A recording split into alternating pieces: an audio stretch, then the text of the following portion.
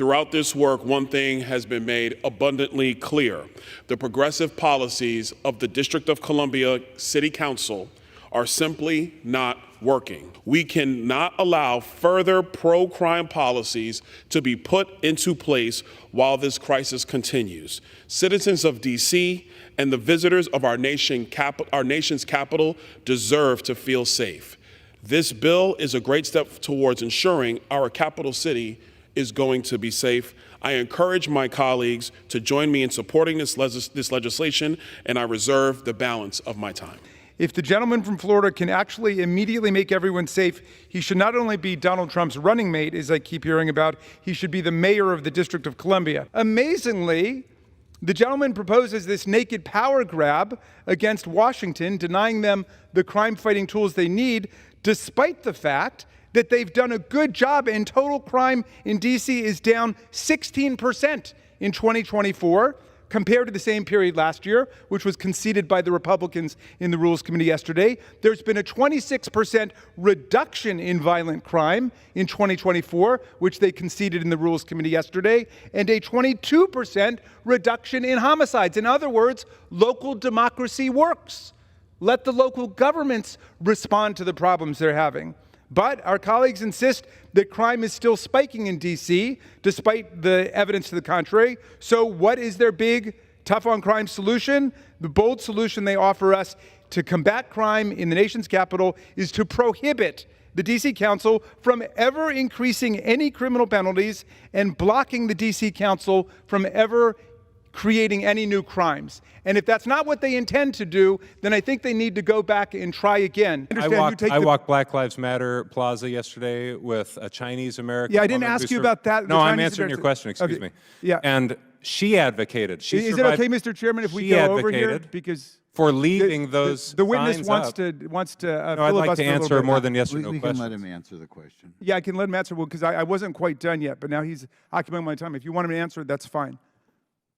So yes, about the renaming of the bases after pro-union, pro-American generals. Thank you, Mr. Raskin. I'd like to answer that question in more than just a yes or no format. Okay. I walked the Black Lives Matter Plaza yesterday with Xi Van Fleet, Chinese Maoist Cultural Revolution survivor, and I had an interesting conversation with her in which she advocated, I'd never thought about this before. And by the way, I don't address this topic in my book. I wrote about Marxist critical race theory. She said, I'd recommend that once we defeat wokeism, we leave all of the Black Lives Matter paint on the ground and the signs naming the streets. I asked her why. She says, because it's a reminder that once here on the north side of the White House, we had a woke revolution, a Marxist revolution take place, and I agree with that. Yeah. It's a reminder that there has been such divisive conflict in this enemy before that people were willing to use violent force to hurt one another. I have no problem with the general's efforts. If I understand you correctly, I'm trying to torture out an answer, but what you're saying is that we should have army bases named after Confederate generals or Nazi generals, people we've defeated in war. Is that right? I'm not willing to let you put words in my mouth. We're about 2 minutes over here, so we're just going to let Mr. Lohmeyer finish, and that's it. So my point is, this is not an issue in which I've actively been involved. The renaming of bases. I wrote a book about Marxist DEI, Marxist critical race theory. That's my expertise.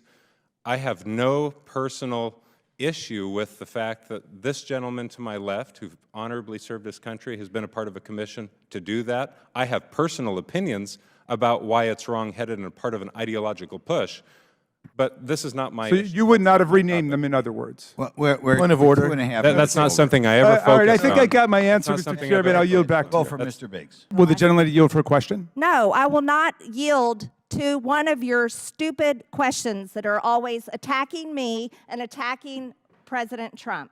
How about a mediocre question? No, I don't want to. I do not want an excellent question. No, a smart question. No, my time. An intelligent question. You have no smart or intelligent questions. I beseech my colleagues, I will read any book, any magazine, any speech you've given that you want me to read. Read this report and come back and tell me if you think Donald Trump did the right thing in converting the White House into a for-profit operation. No other president in American history has come anywhere close. And you ask why he's so determined to stay in office that he would unleash violence against his own vice president, the brother of your colleague, of our colleague. Why would he do that? It's because it was a money-making operation, and it was It was a great business grift for a guy who went bankrupt several times. And yet, out of some misguided partisan loyalty, you're going to stick with him. I don't even know why you stick with him. He was a Democrat longer than he was a Republican. He wanted to run for president on the Reform Party. You guys have been taken over by an absolute con man. And now you're acting like members of a religious cult who don't even remember how you got in the first place. We say return the profits. Donald Trump, $7.8 million. I've got a letter, Mr. Chairman, I'm going to share with you telling Donald Trump to return these $7.8 million. It's a small fraction of what he raked in. We want to know about the other 2 years in office. We want to know about the other businesses, not just those 4 that we were able to get information on. And we want to know about every country on earth, not just the 20 autocracies and dictatorships that we found. This is our government. This is our Constitution. And we're going to stand up for it against Donald Trump and anybody who follows him to the path of oblivion. Abraham Lincoln started your party as a third party to replace the Whigs because they wouldn't take a moral stand against slavery. It was a pro-freedom, anti-slavery, pro-union, pro-honesty party. And your party has been reduced to a corrupt, authoritarian cult of personality.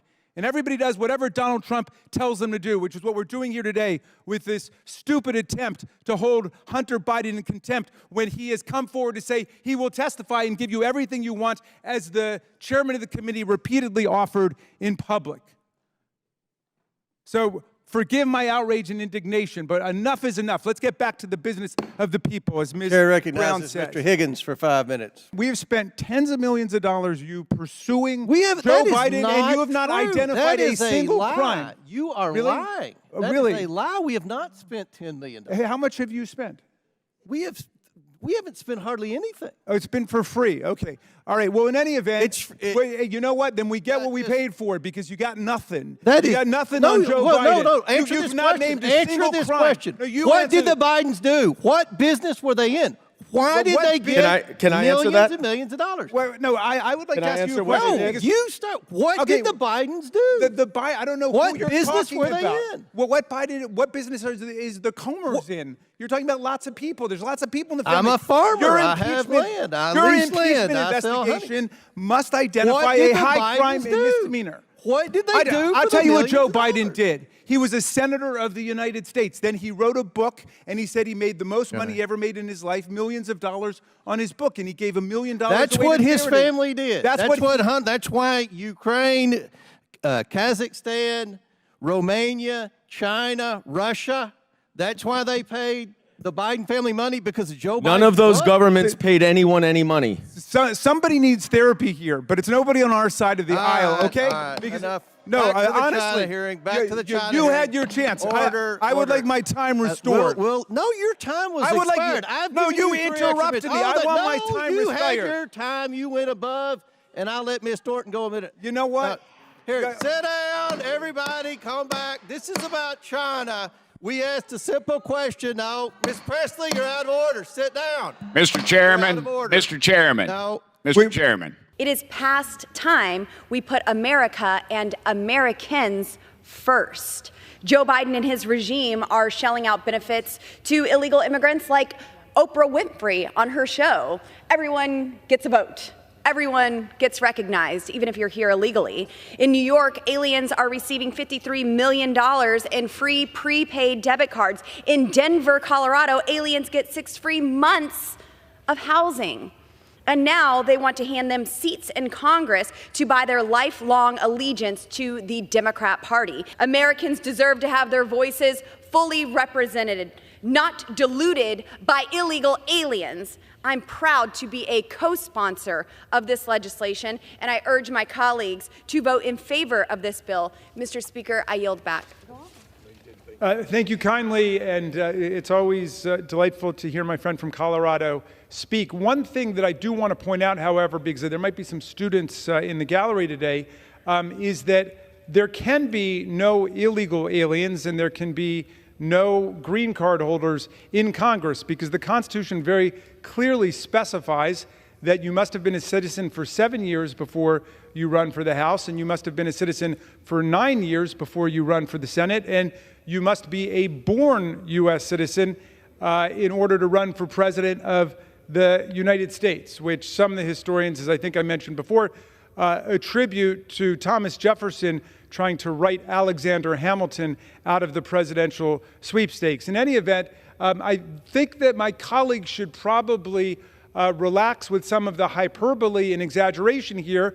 After all we're saying is let's keep doing what we've done since 1790 in the country. This is the way that the census and the reapportionment have always been run in the United States of America, and what they're proposing is obviously a radical departure from what the Constitution ordains. President Biden and his administration have refused to take any responsibility for the catastrophe they created. And now the Biden administration is doing what it does best, asking taxpayers for more money. But more money isn't going to solve much on the border, because what we are seeing isn't a money problem. It's a policy problem. It's a problem of not enforcing U.S. immigration law. No amount of money can fix bad policy. Our solutions are simple. Illegal activity on the border must be met with adequate and timely consequences, not a quick release to await years-long removal proceedings where hundreds of thousands of aliens file frivolous or fraudulent applications that create delays for those who truly qualify. It's become obvious that Trump's party doesn't want immigration solutions at the border. They want immigration problems to run against.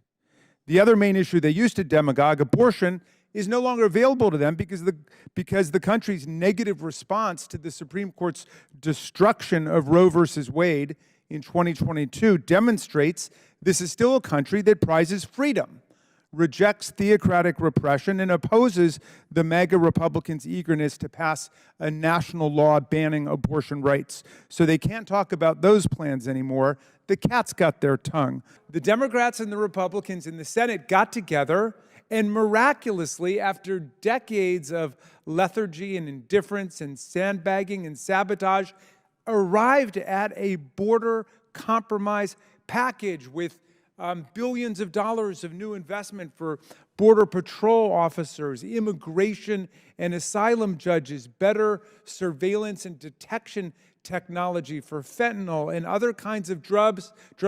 And then the fourth branch of government, Donald Trump, acting with the fifth branch of government, Vladimir Putin, blew up the whole package. Why? Because Donald Trump doesn't want a border solution. He wants a border problem to run on. And of course, Vladimir Putin doesn't want $60 billion going to President Zelensky and the people of Ukraine trying to defend their land and their people and their institutions. And so they just wrecked the whole thing. Your beautiful Democrat bastions of socialism, these cities are destroyed. And all the Democrats now think this is a problem. Just a year ago, the administration was saying, there's no problem, there's no problem. The southern border's secure, the southern border's secure. Literally, the vice president, the president repeatedly said this. President Trump is not the person that caused this. It is President Biden. And the fact that President Biden said that it's Trump's fault is the most ridiculous thing in the whole world. I'm sorry, my colleague just exited the room.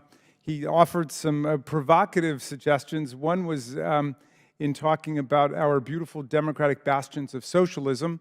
I'm not quite sure what he's referring to, but certainly not the ugly bastions of communism that Donald Trump celebrates every day, like his man crush, the dictator of North Korea, or Vladimir Putin, the former chief of the KGB, who's his clear puppet master, or the Chinese leader Xi, who Donald Trump has praised more than 20 times in tweets or X's or whatever he sends out to the world. I want to simply explain what we're talking about here.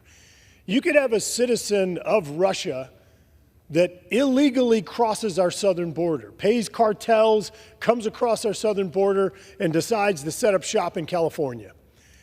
That citizen of Russia that can still vote for Vladimir Putin all day long also is counted in the distribution of electoral votes in the United States, therefore having influence, therefore shaping who is president of the United States.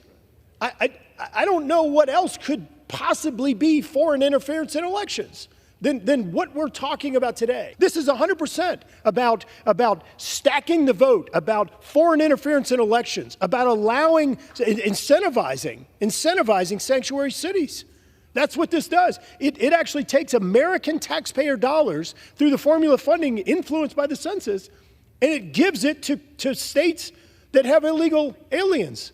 This is completely outrageous. I can't even believe we're standing here having this debate. Vote yes if you want Americans to be represented, and vote no if you think Russians and Chinese and others should be represented. Mr. Speaker, thank you very much. I'm delighted to hear someone on that side of the aisle denounce Vladimir Putin, and I thank him for his remarks.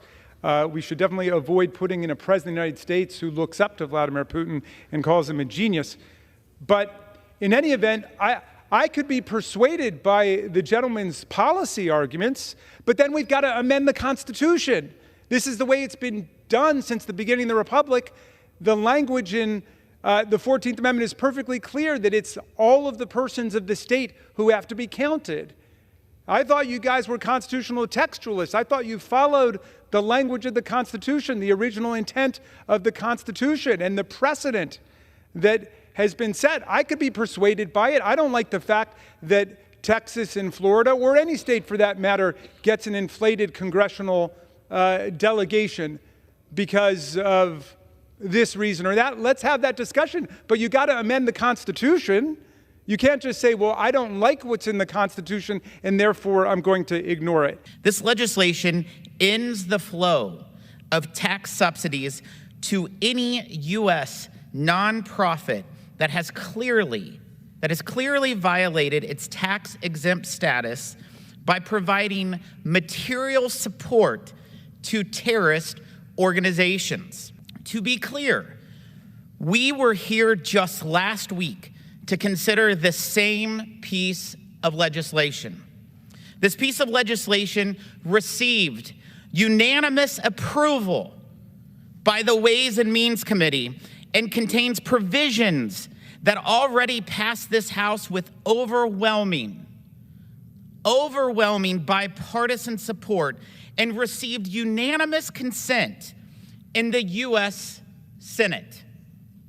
And yet, despite that consistent showing of bipartisan support, the majority of our Democrat colleagues voted last week to block passage of this bill.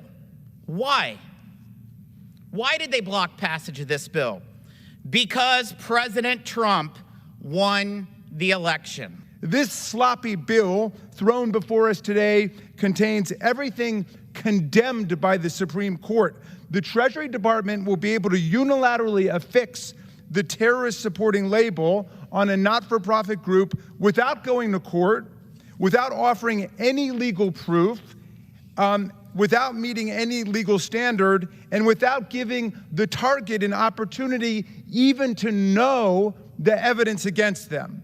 Although the Treasury Secretary must notify the group that it will be designated a terrorist-supporting organization in 90 days, unless the Secretary is satisfied with the group's answer, it remains completely up to the Secretary to make a, quote, final agency determination without meeting any standard of proof. Once this scarlet letter and the infamy of being designated a terrorist-supporting group are firmly affixed on the organization, the stigmatized then can finally go to a judge, but incredibly, the legal burden is explicitly put on them to prove they are not a terror-supporting group, completely reversing the burden of due process which properly belongs to the government. A sixth grader would know this is unconstitutional. This is an unlawful power to vest in any president and a dangerous power to vest in a president who shows no qualms about leveling threats of retribution and revenge against his enemies. Today, the good chairman and his ace MAGA detectives have finally jumped the shark. The comedy of errors comes crashing to an end as House Republicans in more than a dozen Biden districts beg for mercy, and the committee throws a flabby Hail Mary pass 3 weeks after the Super Bowl's over. So today, we revisit the fruitless testimony of two more fading star witnesses who have failed to testify to any presidential wrongdoing, much less evidence of high crimes and misdemeanors. Both of the majority witnesses are frustrated would-be business partners of Hunter Biden, who tried to leverage the Biden name, or the Biden brand, as they keep calling it. But they never got any business off the ground for reasons that will become painfully obvious to anyone watching the proceedings today. Are you aware of the World Climate Declaration? There is no climate emergency. It's signed by now over 1,800 global scientists, professionals. There is no climate emergency? It was. Are you aware of that declaration? I'm not aware of that one. I assume I'm aware, familiar. I entered in the record. I'd recommend you read it. I thought one of the... Without objection, it will be entered into the record. Well, I already did it, but we'll enter into this one too. I thought one of the interesting statements in there is the obvious that CO2 is plant food. If you want a green planet, you need some CO2. But anyway, you ought to take a look at that. You know, by the way, I'm not a climate change denier. I'm just not a climate change alarmist like you and the chairman. I would call myself a climate change realist. I don't know about you guys, but I think climate change is, as Lord Monkton said, okay? And by the way, it is. I'm kind of getting back to Senator Kennedy's point, is there's nothing we can do about this other than adapt. Another witness claimed that we've spent about $5 trillion. This is before the Inflation Reduction Act, which, by the way, isn't $400 billion worth of tax credit. Goldman Sachs was about $1.2 trillion. So that's about $6 trillion we've already spent combating climate change. The question I have for you, has all that spending done anything to impact climate change? $5 to $6 trillion already spent? But undoubtedly it has. Where's the proof? Well, I mean, you're here before the committee again. You know, we've had 16, 17 hearings now. Again, climate change alarmism. You know, we're going to destroy our planet. It's not going to keep lasting. Got to do something now. We've been doing $6 trillion worth. I haven't heard any reduction in the alarmism here whatsoever. Well, I mean, you describe yourself, I think, as a climate realist. Realist. But it sounds to me more like you're a climate fatalist, that there's really nothing that can be done. The focus of the hearing today, of course, is on the big oil industry's attempts to obscure the problem for many decades and then to undermine any potential solutions. Madam Speaker, I rise in strong support of HRES 863, impeaching Secretary Alejandro Mayorkas. My Democrat colleagues argue that one cannot be impeached over policy differences. Well, I argue that breaking our laws is more than just policy differences. 300 dead Americans every day from fentanyl poisoning is more than just a policy difference. It's murder. He has violated his oath of office and breached the public trust by willfully refusing to ensure the laws passed by Congress and signed into law by the president are faithfully executed as required by Article 2 of the Constitution. He has allowed over 10 million illegal border crossers to invade our country, approximately 2 million of whom are known gotaways. These are people who have completely evaded U.S. authorities and are roaming the interior of the American communities, assaulting, raping, and murdering Americans. And God help us if we have a terrorist attack on our land. The Trump-Putin MAGA faction, headed up by the distinguished gentlelady from Georgia, has been given this worthless trinket of a consolation prize, the opportunity to bring a slapstick impeachment drive against a cabinet member of unimpeachable integrity who has obviously committed no treason, no bribery, no high crimes, no misdemeanors, nothing indictable or even indictable, if you prefer. President Biden and his administration have refused to take any responsibility for the catastrophe they created. And now the Biden administration is doing what it does best, asking taxpayers for more money. But more money isn't going to solve much on the border, because what we are seeing isn't a money problem. It's a policy problem. It's a problem of not enforcing U.S. immigration law. No amount of money can fix bad policy. Our solutions are simple. Illegal activity on the border must be met with adequate and timely consequences, not a quick release to await years-long removal proceedings where hundreds of thousands of aliens file frivolous or fraudulent applications that create delays for those who truly qualify. It's become obvious that Trump's party doesn't want immigration solutions at the border. They want immigration problems to run against. The other main issue they used to demagogue, abortion, is no longer available to them because the country's negative response to the Supreme Court's destruction of Roe versus Wade in 2022 demonstrates this is still a country that prizes freedom, rejects theocratic repression, and opposes the MAGA Republicans' eagerness to pass a national law banning abortion rights. So they can't talk about those plans anymore. The cat's got their tongue. Will you just explain why this markup was delayed to 8 p.m., throwing everybody's schedule into chaos today and the buildings closed to the public? Why was that done? Okay, that's not an appropriate inquiry. The time of the meeting is not an appropriate procedural inquiry? Your inquiry is not an appropriate parliamentary inquiry. So let's get back to order. Ladies and gentlemen, in this special nighttime episode, we resume the madcap comedy mystery series called Comer's High Crimes and Misadventures, the hilarious quest to impeach a president who has done nothing wrong, an avowedly low-budget but multi-million-dollar taxpayer-funded production which most Americans assumed had ended 2 months ago and had completely forgotten about. But tonight, with the cast and crew now fresh back from a surprise You mean trip like to the New York January City, 6th committee? Stop it. I'd like my time restored to me, Mr. Chairman. Order, order. Chair recognizes the ranking member. Their fierce devotion to this clearly reformed, devout, and pious Florida spiritual leader who many supporters are now calling the Messiah from Mar-a-Lago. Of course, in the meantime, Chairman Jordan in the House Judiciary Will Committee the gentleman yield? preempted. No, I'm in the middle Sir, of my I introduction. appreciate that photo. It's a good photo. I would like a copy of that. Come with it. Would you like a signed one, Raskin? Yes, Could you get your members in order, Mr. Chairman? It's a great photo. I want a copy of it. Order. Real obstruction was Trump and his administration refusing to provide information Congress requested in more than 100 different congressional investigations and inquiries. And I know that pleases the gentlelady from Georgia because he issued... I just want to hear Joe Biden. Why can't the American people hear him? Order, Mr. Chairman. Get her under control. There's no basis for this outlandish contempt proceeding, which only further disgraces our committee along with judiciary. Accordingly, Mr. Chairman, and since your members seem to be in such a hurry to be done with this, I move to immediately adjourn these proceedings. Seconded. So in your opening statement, you move to adjourn. I'm moving to adjourn these proceedings. Second.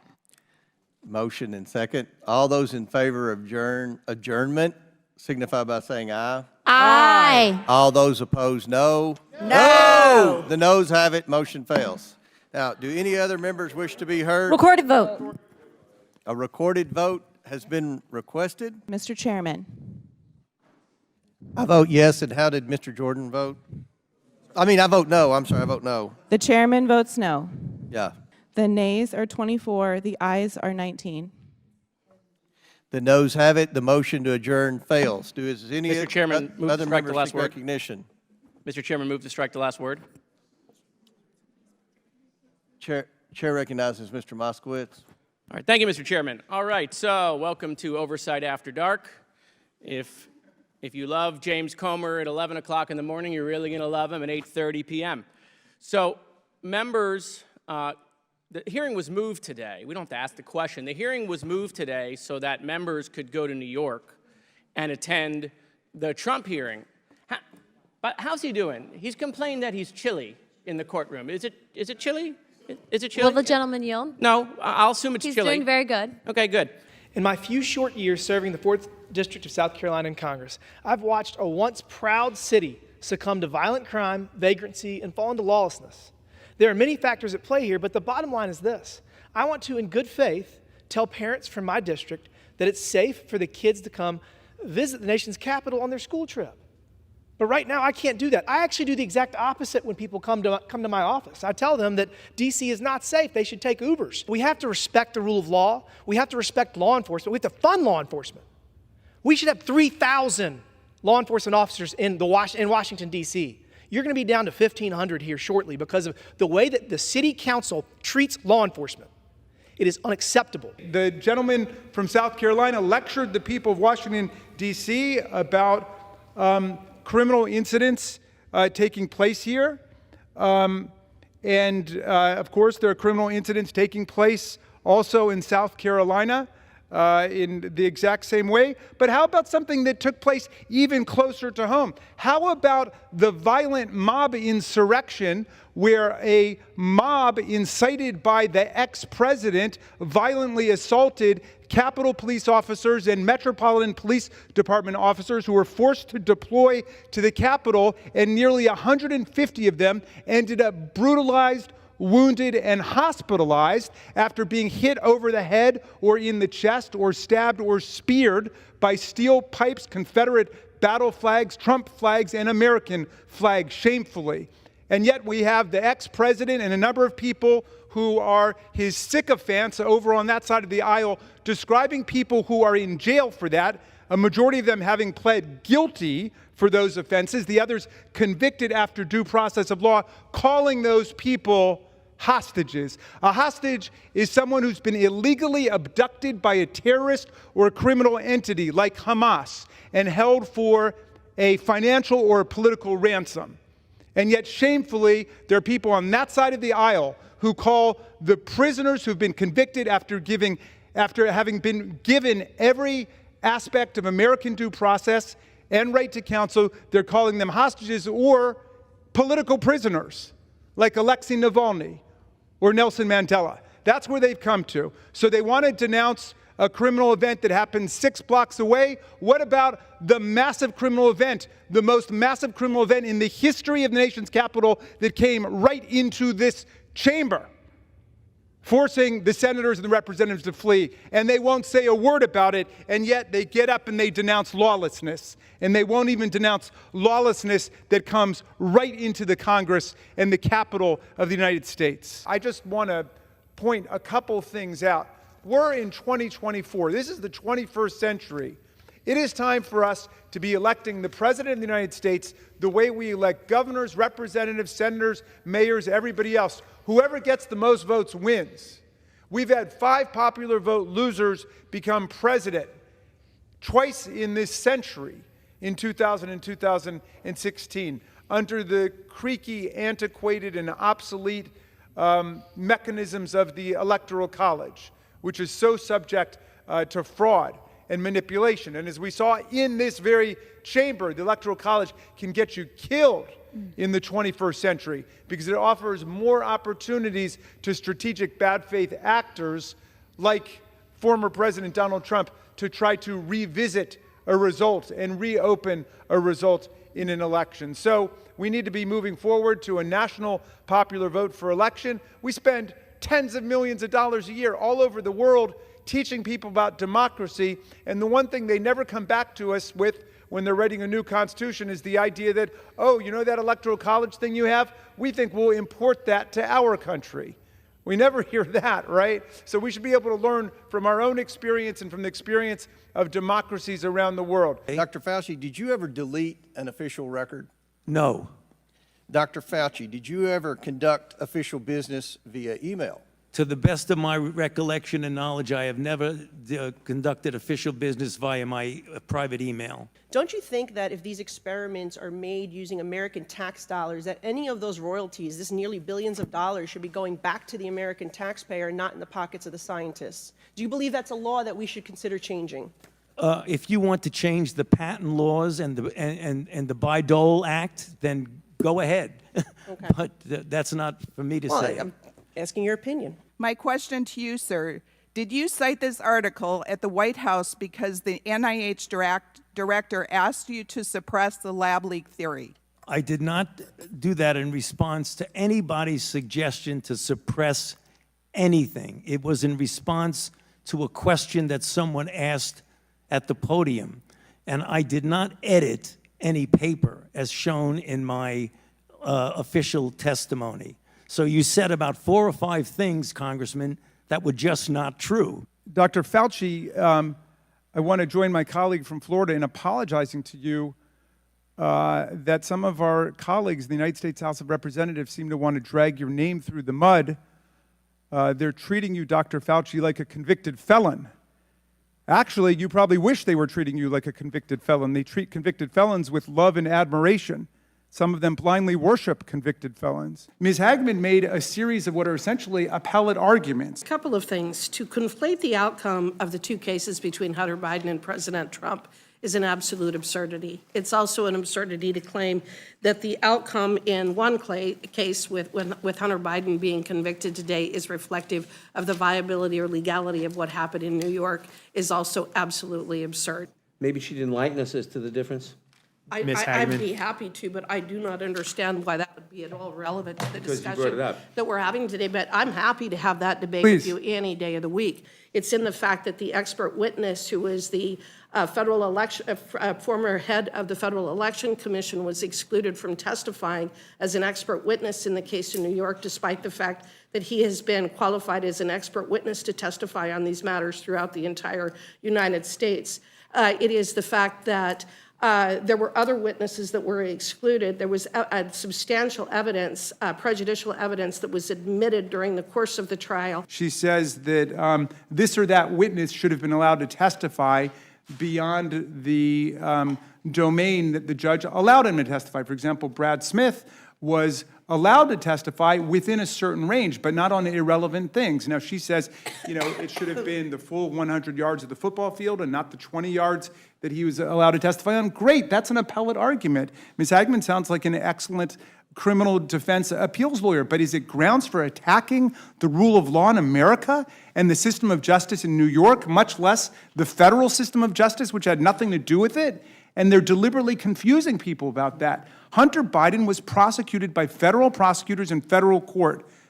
Donald Trump was prosecuted in that particular case in state court by state prosecutors. I thought state law and the federalist system was something they supported, but apparently not. Not if it goes against Donald Trump. They're willing to just throw the whole thing out the window. Americans have been enslaved in $34.8 trillion in debt. And one of the reasons is because of the reckless spending of the Biden administration, all due to climate cultist beliefs that they have got to regulate and spend hard-earned tax dollars in order to control the climate. This is a complete catastrophe, Mr. Reagan. It's a complete catastrophe. And it needs to be undone. The EPA regulations are unsustainable for Americans. And believe me, Republicans want clean air and water too. But the climate cult has got to end. I just want to make 3 points in closing. The first is that Americans want the EPA to be doing more to stop climate change, not less. And yet, we heard from a number of our colleagues on the GOP side today, as well as from Project 2025, that EPA's rules are hurting Americans. But that's not the perspective most Americans have. Most Americans want the EPA to be doing more. We have a philosophical difference or a scientific difference. We believe that climate change is real and is a dagger pointed at the throat of humanity. And too many of our colleagues agree with the erudite gentlelady from Georgia who calls climate scientists and most Americans, by extension, climate cultists. We heard it twice from her today. Well, if there are brainwashed cultists on the issue, it is the people who are following the conspiracy theories of QAnon and assert that scientists like Dr. Fauci are trying to invent diseases. That's where the cultists come in. With such a striking contrast, our colleagues have switched over from being impeachment investigators for constitutional high crimes and misdemeanors, which is how this whole thing started, to being amateur memory specialists, giving us their drive-by diagnoses of the President of the United States, whose soaring oratory, powerful historical analysis, and devastating extemporaneous repartee with even the most skilled ninja hecklers of the Freedom Caucus were on full display at the State of the Union address last week for the whole country to see. You know, in what other country than Joe Biden's America can illegal immigrants waltz over an unsecure border? In what other country can an illegal immigrant get immediate housing, free food, legal counseling, free educational subsidies? In what other country can illegal immigrants get free flights and bus rides and transportations to the city or the town of their choosing? The left knows they can flood this country with millions of people. If the left can promise those millions of people that the Democrats are the party that will feed them, will house them, will transport them, will educate them for free at the American taxpayer's back, and that Republicans will take that away, then the Democrats can use the millions of illegal immigrants as political pawns to increase their power. It's shameless, it's wrong, it's un-American. And for years, conservatives have warned about this. We've warned about the left attempting to allow illegals to vote in elections. But it was made fun of. It was a joke. It would never happen. It was labeled, in fact, as a conspiracy theory. Yet here we are. I'm sorry that the gentleman from New Jersey has left the chamber, because I could reassure and console him very quickly. It is against the law for non-citizens to vote in federal elections. That is embodied in federal statute, and it is a crime for someone to attempt to do that. So that's not what's on the table here today. What's on the table is whether a locality, in this case, the District of Columbia, should be permitted to allow non-citizens to participate in local elections for things like school board and city council and advisory neighborhood commissions. The gentleman from New Jersey should be apprised at some point that the great state of New Jersey allowed non-citizen voting between 1776, when the country began, in 1820. So for a half century, it was allowed in his state, and obviously did not lead to the downfall of the republic. I confess, Mr. Chairman, that I'm appalled by the majority's decision to evade and bypass the central events of the epidemic for totally political reasons.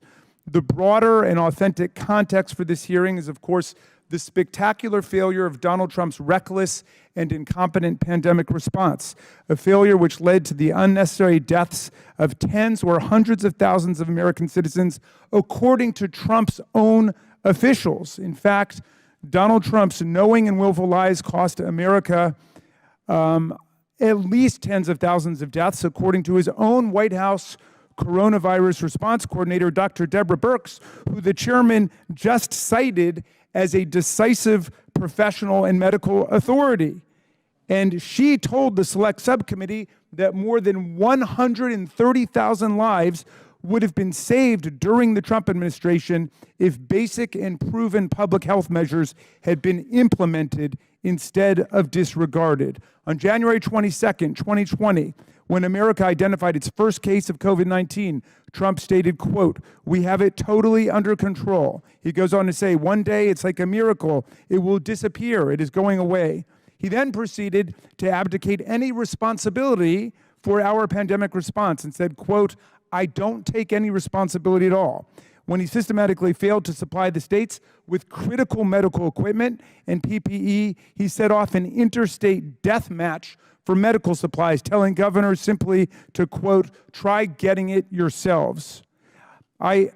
Donald Trump said about the virus, "I always wanted to play it down." Despite privately acknowledging that COVID-19 was deadly stuff, he deceived America, assuring everyone the virus was, quote, "just a little like the regular flu."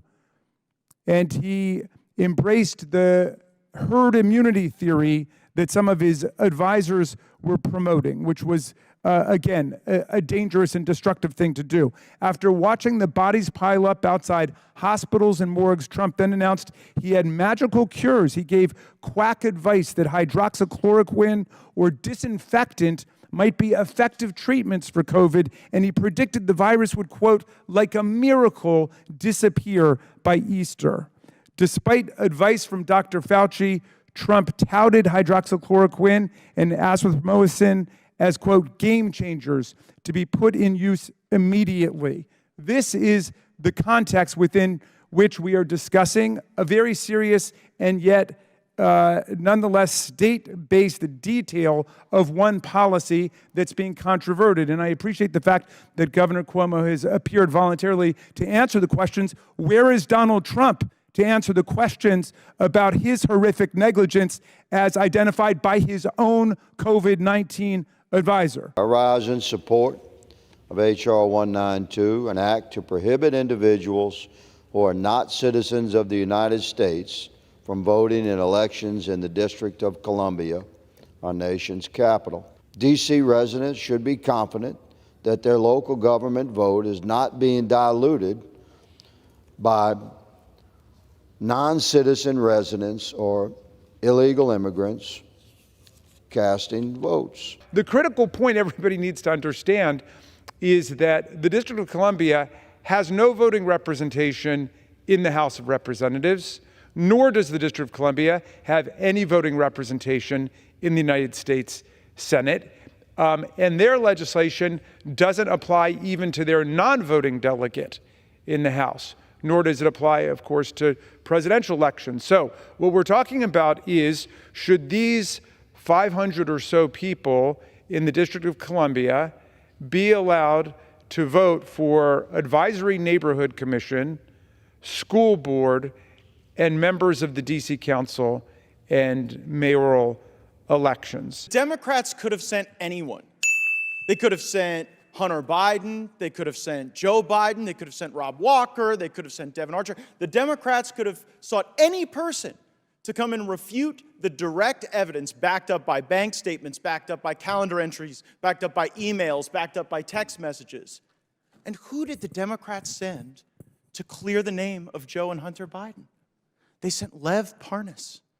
Lev Parnas, who was charged with enough crimes and violating our campaign finance laws to, serve 50 years, but he gets 4 months. The fraud he committed wasn't just on our election system by plowing Russian money, it was also a fraud on his own investors who didn't get it. While we're on Mr. Gates, he seemed to be upset about a couple different things. One was fraud, which was fascinating to me, given that his hero, Donald Trump, has just been convicted civilly of bank and insurance fraud in New York in a civil case, and now owes, I think it's $454 million, unless that's gone up with interest. I think he's having a hard time making that, but I'm sure that Mr. Gates' constituents will help him out as they're shaking down Republican voters. You can pay either for Donald Trump's criminal lawyers or his civil lawyers. That's the big political choice, I suppose. One of our colleagues said that the founders never anticipated that you would have huge numbers of people who couldn't vote who are being counted. Of course they did. The vast majority of Americans couldn't vote when the country started. That's not what my colleague said. But then I stand corrected. What did he say? He said the founders never anticipated this volume of illegals. Okay, well, I will take on. He didn't say that they don't twist my colleague's words. Fair enough. That you're very valiant to rise to his defense. I will answer that misnomer on his part. Then, if what he said, they never anticipated that number of illegal people, there was no immigration law when the Constitution was adopted at all. In fact, the only illegals in the country, at least according to the native population, were the people writing the Constitution. There was no federal law at all. Exactly. And the ranking member knows this. He's being cute. No. There was no federal law. Mr. Higgins, can I reclaim my time, sir? I'm yes. sorry. Don't you agree that the vaccine should have put into the fund, or face liability issues? Because the people were used as guinea pigs. Do you believe in peer-reviewed science? Because there's another part that didn't get really reviewed very well. Well, I'll remind you again, we always have to do studies or clinical trials to figure out the risks and the benefits. That's a normal part in most of my career. I personally participate in clinical trials when I have the chance so that we can have the data and the knowledge to make wise decisions. For example, and get vaccinated so we're less likely to be dead. I get that, but why did you have to retract everything you said about ivermectin? Because your office came out against ivermectin.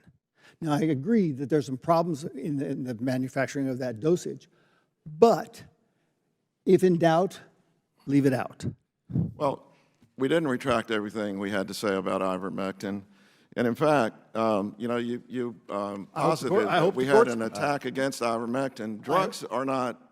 I hope the courts are watching this right now, because they ordered you to. If you look at the randomized trials of ivermectin, and there are many of them now, there is no benefit of ivermectin in the treatment of COVID. That's a statement, just a fact. I'm going to follow up on this because this exchange to me was extremely illuminating, because what we have here is the commissioner who's the head of the Food and Drug Administration, and then we get a drive-by spray of propaganda, disinformation, and ideological attacks. So let me try to sort some of this out, and maybe we'll help to illuminate why we have a Food and Drug Administration rather than leaving it to politicians in state legislatures or in Congress to make decisions based on ideological whim. You know, we've had conversations in committee before about carjacking. The maximum penalty for carjacking someone in Washington is 40 years.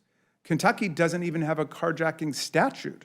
The most you could get someone on would be first-degree robbery, which is 50% of that time. And please, I stand corrected, Mr. Chairman, if I've gotten any of those facts about your state wrong. Oh, that's right. We don't have carjacking. Really? Because I just found a case in March from your state in the neighborhood of St. Denis in Louisville, where there was a serious carjacking. Blue City. Oh, actually, that was May. That was this month, May 7th. If there's a carjacking in Kentucky, it'll be in Louisville, I can assure you. There's no carjackings outside of Louisville in your state? I'm sure in the course of history there's been some, but you have one a day in Washington, D.C., sometimes 2 or 3 a day. And with armed robbery, the burglar's going to, there's a lot higher chance if a burglar's going to try to rob someone in Kentucky, in rural Kentucky, that they're going to. So is that an argument to lower the penalties? Because that's why there are lower penalties. Merchants, many Kentucky homeowners practice their right to bear arms, and that's a disincentive for burglars to commit armed robbery in Kentucky versus cities where they have excessive limits on guns. So the gun issue goes both ways. It can also be a detriment to crime. But in any event, my point, Mr. McGovern, was simply that the people in Washington, D.C., which is, of course, not part of my jurisdiction, but it is under the jurisdiction of the Oversight Committee, the people in Washington, D.C. are taking their crime problem seriously, as I'm sure the people of Louisville are and the rest of Kentucky are. And there's crime all across the country. And apparently what they've been doing in Washington, D.C. has been working, as they've had fairly dramatic reductions in violent crime and in homicide. Mr. Speaker, right now our nation is grappling with a border crisis that has been manufactured by Democratic policies that brazenly reward those that break our laws to enter our country illegally. My home state of New York is drowning due to policies that transformed our state into a sanctuary for illegal immigration. Democratic leaders in New York City, Albany, here in Congress, in the White House, they have turned their back on lawful Americans, choosing instead to roll out the red carpet for illegal immigrants with housing, clothing, financial incentives, all paid for by the American taxpayers. The gravy train's alive and well. They're not even hiding it anymore. One of my colleagues on the other side of the aisle, who happens to represent New York City in this body, openly called for more illegal immigration for her district because she says she, quote, needs more people in her district for redistricting purposes. This absurd notion, pushed by my colleagues across the aisle, that these non-citizens should shape the future of our nation is completely unconstitutional. They are corroding the essence of American citizenship, turning it into a political commodity. The Equal Representation Act is our line in the sand. It is time to end the charade by rewarding states like New York and California for this reckless sanctuary antics that undermine our laws. Look, if you strip away all the bombast and all the rhetoric, the gentleman just basically delivered a tirade about immigration, but never addressed the fact that their legislation is totally unconstitutional. If you want to deal with immigration, we had a bill, and the bill would have added hundreds of Border Patrol officers and asylum officers and judges. And the Republican leadership in the Senate said it was a great deal. They got most of what they wanted. It was a great compromise. And yet who didn't want it? Donald Trump, alas, still the putative leader of those who are left in the GOP, Lincoln's party. Donald Trump didn't want it because he doesn't want a border solution. He wants a border crisis. So they're left with a bunch of completely superficial, empty bills like this one, which I doubt it'll even pass the House, but if it does pass the House, it certainly won't pass the Senate. It'll never be signed by the president, and it will be struck down immediately by the Supreme Court. So why are we wasting our time on that instead of getting to the legislation that actually a majority of the Senate was behind? I wish one of my colleagues would address that. President Biden's Department of Justice appears to be taking every step to insulate him from the consequences, whether it's hiding these audio recordings or attempting to give Hunter Biden a sweetheart plea deal to shield Joe Biden from facing accountability for his role in his family's influence peddling schemes. This is unacceptable. The House of Representatives cannot serve as a necessary check on the presidency if the executive branch is free to ignore the House's subpoenas. Our colleagues invite us today to become the first Congress in the history of the United States to hold someone in contempt for complying with our demands. And their target is the Attorney General of the United States. Remember, they promised to reveal the greatest presidential high crime and misdemeanor in American history, an act of treachery and deceit that dwarfs even the incitement of a violent mob insurrection and an attempted political coup that took place right here against our Constitution, our Congress, our Vice President in this chamber. But after their truly prodigious investigation, punctuated, admittedly, by some unfortunate mishaps like Chinese spies, fake evidence, pornographic displays in committee, and their own witnesses testifying that there were no grounds for presidential impeachment, they have nothing to show for their arduous work other than one more debunked Russian disinformation operation and one more indicted GOP informant and star witness. Rather than admit defeat in this bumbling operation and look for some other way to actually aid the public good, they've decided to flail about in mock outrage against a series of phantom tyrants in the hopes of distracting everyone from this epic flop. Dr. Conway, what was your compensation? I'm sorry, I was not in the room when this happened. Did you state what your compensation is? I was the only one to answer the question. My base salary is $950,000. I believe the question was total compensation. Total compensation is how much? Total last year was a little north of $4 million. $4 million, okay. And Dr. Kautzner, how about you? So, Ranking Member Raskin, the Cigna Group reports our top 5 highest paid executives in our annual report. I am not one of them. I'd be happy to follow up with you offline. Oh, that's too bad, but what was your compensation last year, not the top 5? As I said, I'd be happy to follow up with you offline. Wow. All right, Chairman Comer, what was your compensation last year as a United States Congressman? Same as yours, 174. 174,000. Congressman Sessions, how much did you make as a congressman for the United States House of Representatives last year? Including, I'm half paid. I retired and came back, so half is about a pension of 22 years, and then half is the remaining. So I'm trying to be honest about that. Yeah, I wasn't aware of that particular mechanism. Yeah, they net you. I can make no more than 174,000, but half of it was a pension from serving 22 years. I got you. So, but your take home would be 174,000. I'm not allowed a penny more. Well, thank you for laying that all there out in public. But you asked. Dr. Kautzner didn't want to do that. Mr. Joyner, how much was your compensation last year? So CVS Health has a top 5. They publish the top 5, and I am not part of the top 5 compensated employees. All right. What was the bottom 5 of the top 5 at your company? I am not aware. What was the top 1 of the top 5? I think as reported earlier, I think it was $20+ million for our CEO. 20 million was the highest paid person. That was what was reported earlier. Okay. I can certainly confirm that. All right. Well, there's a lot of money being made out there, and a lot of pain and a lot of hardship. You know, your companies are taking a huge chunk of money out of an already staggeringly expensive and inefficient system, a system so convoluted that most people don't even know that your companies exist.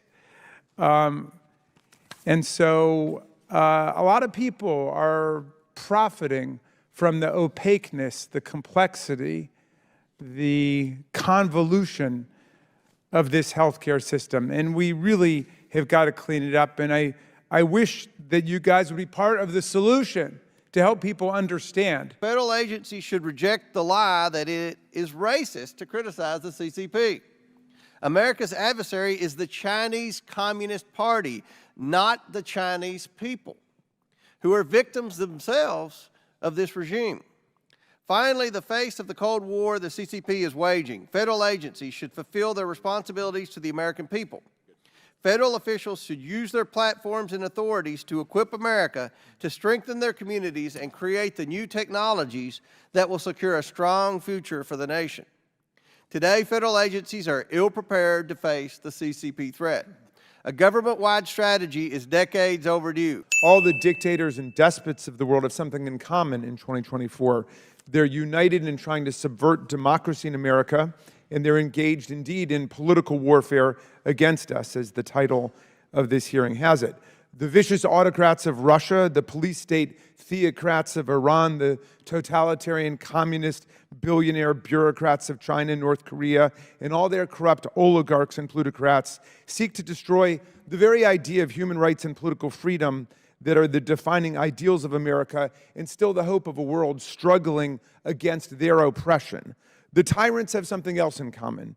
Donald Trump. He loves them all, and they love him back. He loves them because he envies their total control over their societies, and they love him because they know they can manipulate and control him. Thank you, Madam Speaker. Mr. Chairman, we're here because the madcap wild goose chase to impeach Joe Biden has produced no wild geese. Even Fox News is lampooning the fact that their own expert witnesses repeatedly say President Biden did nothing wrong and there are no grounds for impeachment. More than a dozen GOP members in Biden majority districts don't want to go anywhere near that fantasy production. What makes this farce a tragedy is that Secretary Mayorkas and the U.S. Senate have been working for months to achieve precisely the immigration and border compromise the GOP has been demanding. And miraculously, they got to a bipartisan immigration agreement for billions of dollars more in Border Patrol officers, immigration judges, fentanyl detection machines, a far tougher border. It was good enough for Senator Mitch McConnell and dozens of GOP senators, and it was good enough for the Wall Street Journal, but the House MAGAs would not take yes for an answer. Why? Because Donald Trump doesn't want a border solution. He wants a border problem, nothing else to run on. And Vladimir Putin certainly doesn't want $60 billion going to the heroic people of Ukraine, defying his filthy imperialist invasion. All over the world, democracy and freedom are under siege today, and all our colleagues can think to do is to sell out our Democratic allies and sell out the cause of human rights, and then impeach a cabinet secretary working diligently to solve the immigration problem that they claim to care about. I yield back. Thank you, Mr. Chairman. And I also want to thank all of our witnesses for their excellent testimony today, and also for their service to the country, and also members of this committee who served in the uniform as well as in this body. Mr. Seidel, do I have the right?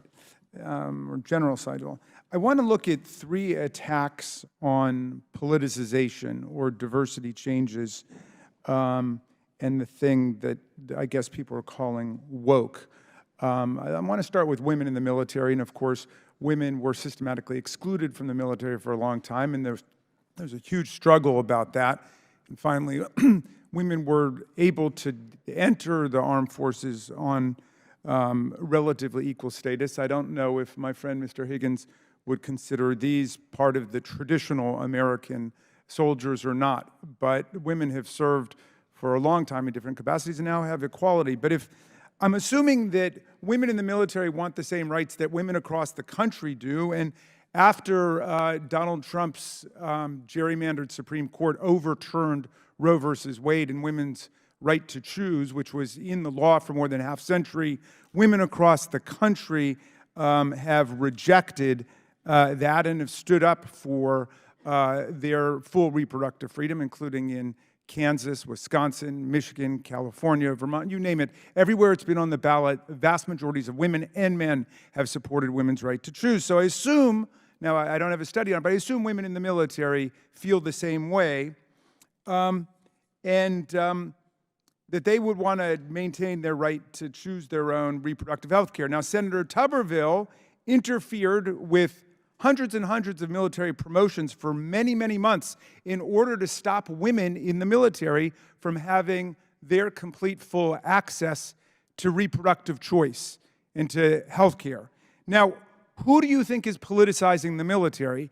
Is it Senator Tuberville with his anti-choice agenda, where he wants to dictate to all of the women of the military what their access will be to health care? Or is it those women themselves? Are they the ones that are somehow perpetrating a woke agenda by saying that they want to have equal choice? And don't we depend on women in the military these days? Last I saw, it was something like 18 or 20%, even in the Army. So please answer that if you would. Yes, I would say that Senator Tuberville created political pawns out of those general officers. We have a non-political army, and we're one of the few countries in the history of the world that has never had a military coup d'etat, and it's partly because we are non-political. And yet, Senator Tuberville created political pawns for a policy he disagreed with. I couldn't disagree more with him for doing that and hurting our force and those general and flag officers. The military also depends on lots of African Americans, Hispanic Americans, Asian Americans. That's just a reality. You might love it, you might hate it, you might be ambivalent about it, you might just accept it. But in any event, that's the reality, as I understand it. And in any event, the Army decided that it wanted to rename military bases that had been named not after U.S. generals, but after Confederate generals who joined the Confederacy in rebellion against the Union. So, like Fort Benning was renamed after a pro-Union, pro-American general. Fort Gordon was renamed as Fort Eisenhower. Fort Hill was renamed as Fort Walker. And yet, I take it this is part of the big anti-woke arraignment and indictment of the military, that we have renamed military bases after pro-Union, pro-American soldiers, generals, people who've been loyal and faithful to the Union, as opposed to those who have opposed the Union and took up arms against the Union in traitorous insurrection. Now, who's politicizing this question? Is it the people who go along with the Army's decision to say that's who our bases should be named after, pro-Americans, or the people who are wanting to stick to the old Confederate battle names? And I'd like you to address that, and also Mr. Lohmeyer, I think you've taken the position against changing the names. Yeah. Well, remember that the names were changed, Congressman, because this body voted overwhelmingly, overrode the veto of President Trump to create the naming commission, of which I served as vice chair. It was my proudest moment to rename those after true American heroes and not those who chose treason to preserve slavery. Thank you. And do you agree with that, Mr. Lohmeyer? I'll say that it's my view that Secretary of Defense Lloyd Austin has politicized the military. As soon as the Supreme Court decision was made, he issued a policy memorandum blaming the Supreme Court's decision to reverse Roe v. Wade on the recruitment. But I'm asking about the naming. I'm asking about the naming of our military bases. If you don't want to address it, say you don't want to answer it. Yeah, but I understand I walked Black Lives Matter Plaza yesterday with a Chinese American. Yeah, I didn't ask you about that. No, I'm answering your question. Excuse me. Yeah. And she advocated. Is it okay, Mr. Chairman, if we go over here? Because for leaving those the witness wants to no, I'd like to answer more than yes or no we questions. can let him answer the question. So you would not have renamed them, in other words? Well, we're point of order. That's not something I ever focused on. All right, I think I got my answer, Mr. Chairman. I'll yield back to you. For Mr. Biggs. My time has expired, so I recognize my friend and colleague, Mr. Raskin, for 5 minutes for his question. Thank you kindly, Chairman Higgins, and wonderful to be here with you. It may just be you and me left here on Capitol Hill. Our colleagues seem to have made their way to the airport. But I'm glad we're going to get a chance to discuss this after a very eventful week or two. I believe the Speaker sent us into recess. Please correct me if I'm wrong, Mr. Higgins, but I think that we're going to be away for a couple weeks now. But here's where I think we are, and Mr. Hauser, I wanted to get... Sorry? You can stay. Oh, good. I appreciate that. Democracy and freedom are under siege all over the world right now. And we have terrorists in the Middle East. We have Vladimir Putin, who has executed a filthy, bloody, imperialist invasion of Ukraine to destabilize their democracy and take over their country. We have the communist bureaucrats of China destabilizing the Indo-Pacific. And so President Biden has said we need to get aid, $60 billion to our allies in Ukraine, who are under the gun with Russian military drones and attacks on civilians. The Israeli government is responding to Hamas's brutal terrorist atrocities of October 7th. We have a besieged, suffering population in Gaza, which would be the partial recipient of $10 billion going out in humanitarian relief, both to Gaza and to people in Ukraine, and then money also going to the Indo-Pacific. But what we heard from the Republicans is, no way, we're not going to help our Democratic allies and besieged peoples all over the world unless we deal with the border first. To the shock and dismay of Senator McConnell and the Senator Langford, the other ultra-conservative Republican senators who spent time negotiating that deal and getting the vast majority of everything they wanted, and you've got the Republican leaders in the Senate saying we will never get a better deal than this, and they destroyed it because Donald Trump didn't want it, and so everybody got in line like a bunch of lemmings and walked the cliff with Donald Trump. And I think what happened in the 3rd District of New York, replacing Mr. Santos with our colleague Tom Suozzi, demonstrates to them what America understands. They think America doesn't understand. America does understand who was serious about the border and immigration and who is serious about defending democracy and freedom in our allies around the world. Now, I want to ask you the question, Mr. Hauser. Am I properly characterizing what happened in the Senate and what's in that package? Sir, from what I've read concerning the bipartisan bill, it was a great step forward in a lot of regards. Not only in the way of asylum processing, but it also shows the importance of the entire immigration continuum being supplied and resourced in the manner in which it needs to. Have there been any other bipartisan legislative breakthroughs like that in your time in office? You were at ICE. You were the chief of staff at ICE, right? Yes, sir. Did you have any bipartisan legislative breakthroughs while you were on the job like that? No, sir. In many parts of the bill, you talk about the issues that we care about at ICE and CBP and others. There's many resources and capabilities within that legislation that would provide the ability to go after fentanyl, to go after drugs, to go after human smuggling, go after trafficking, and give our officers what they need. So the real question is, do we want immigration solutions, border solutions, or do we just want problems to run against to divide the country and to try to polarize the situation? And do we want to do the bidding of Vladimir Putin, who obviously doesn't want us supporting our allies in Ukraine? And I noticed that the former President Trump basically invited Russia to march into any European country he wants at this point. So I think I admire the audacity and the courage of my colleagues for calling this hearing, but I am baffled why they think this is to their political advantage or to the benefit of the people of America. I yield back. Mr. Timmons. Thank you, Mr. Chairman. I want to thank you for letting me waive on the subcommittee hearing. I am really just kind of shocked at what I just heard from the ranking member. This is one of the most ridiculous conversations I've ever had in Congress. For the last 3 years, President Biden has allowed millions and millions of people to cross the southern border illegally.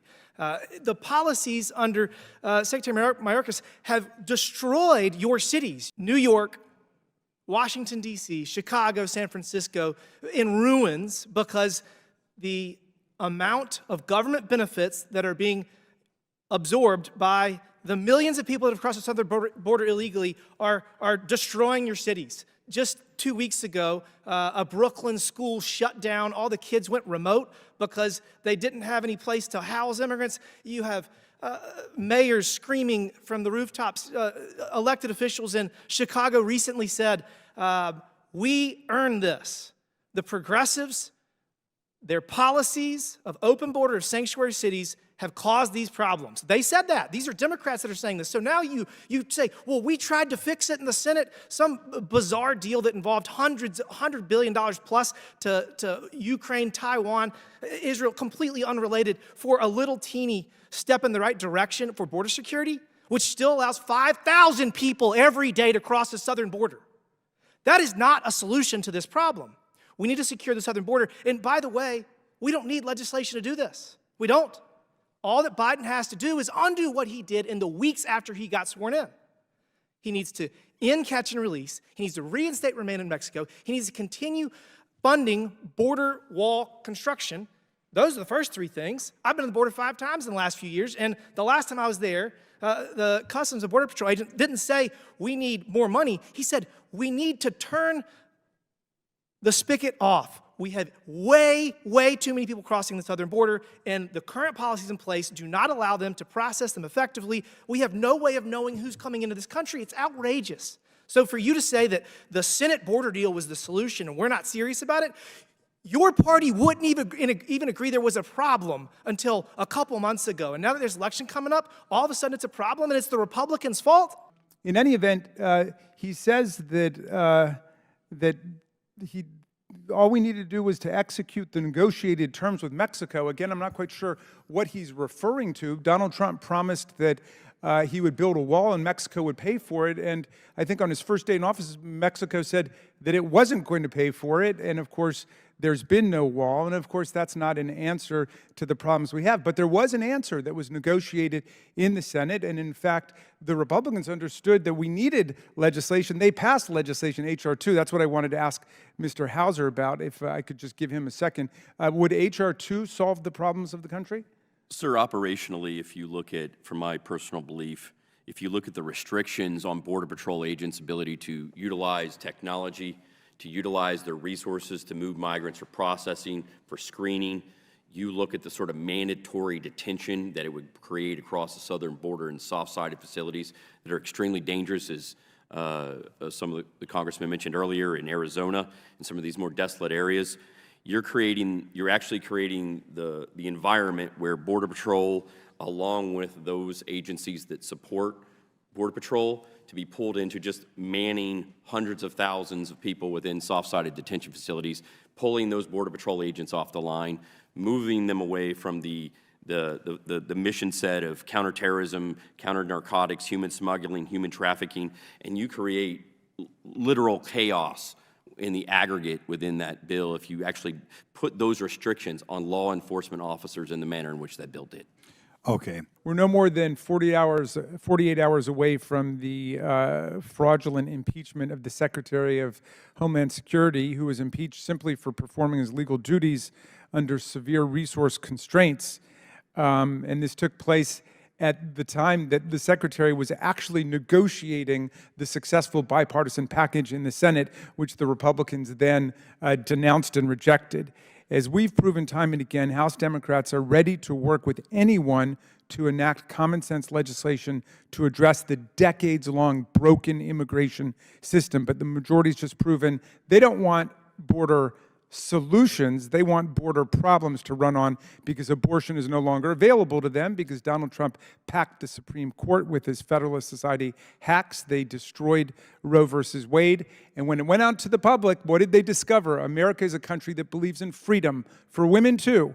And from Kansas to Ohio to California to Maine, the people have been rejecting all of their anti-abortion tactics and attempts to pass a federal law criminalizing women's health care. Just yesterday, a 20-year veteran federal law enforcement officer from the U.S. Border Patrol told the Washington Examiner he's demoralized because Republicans in Congress are abandoning his agency and forcing it to fend for itself. The agent, a registered Republican, told the reporter that Republicans are now, quote, sheep in wolves' clothing, and that their inaction and passivity is akin to leaving a soldier in the missing of an ambush.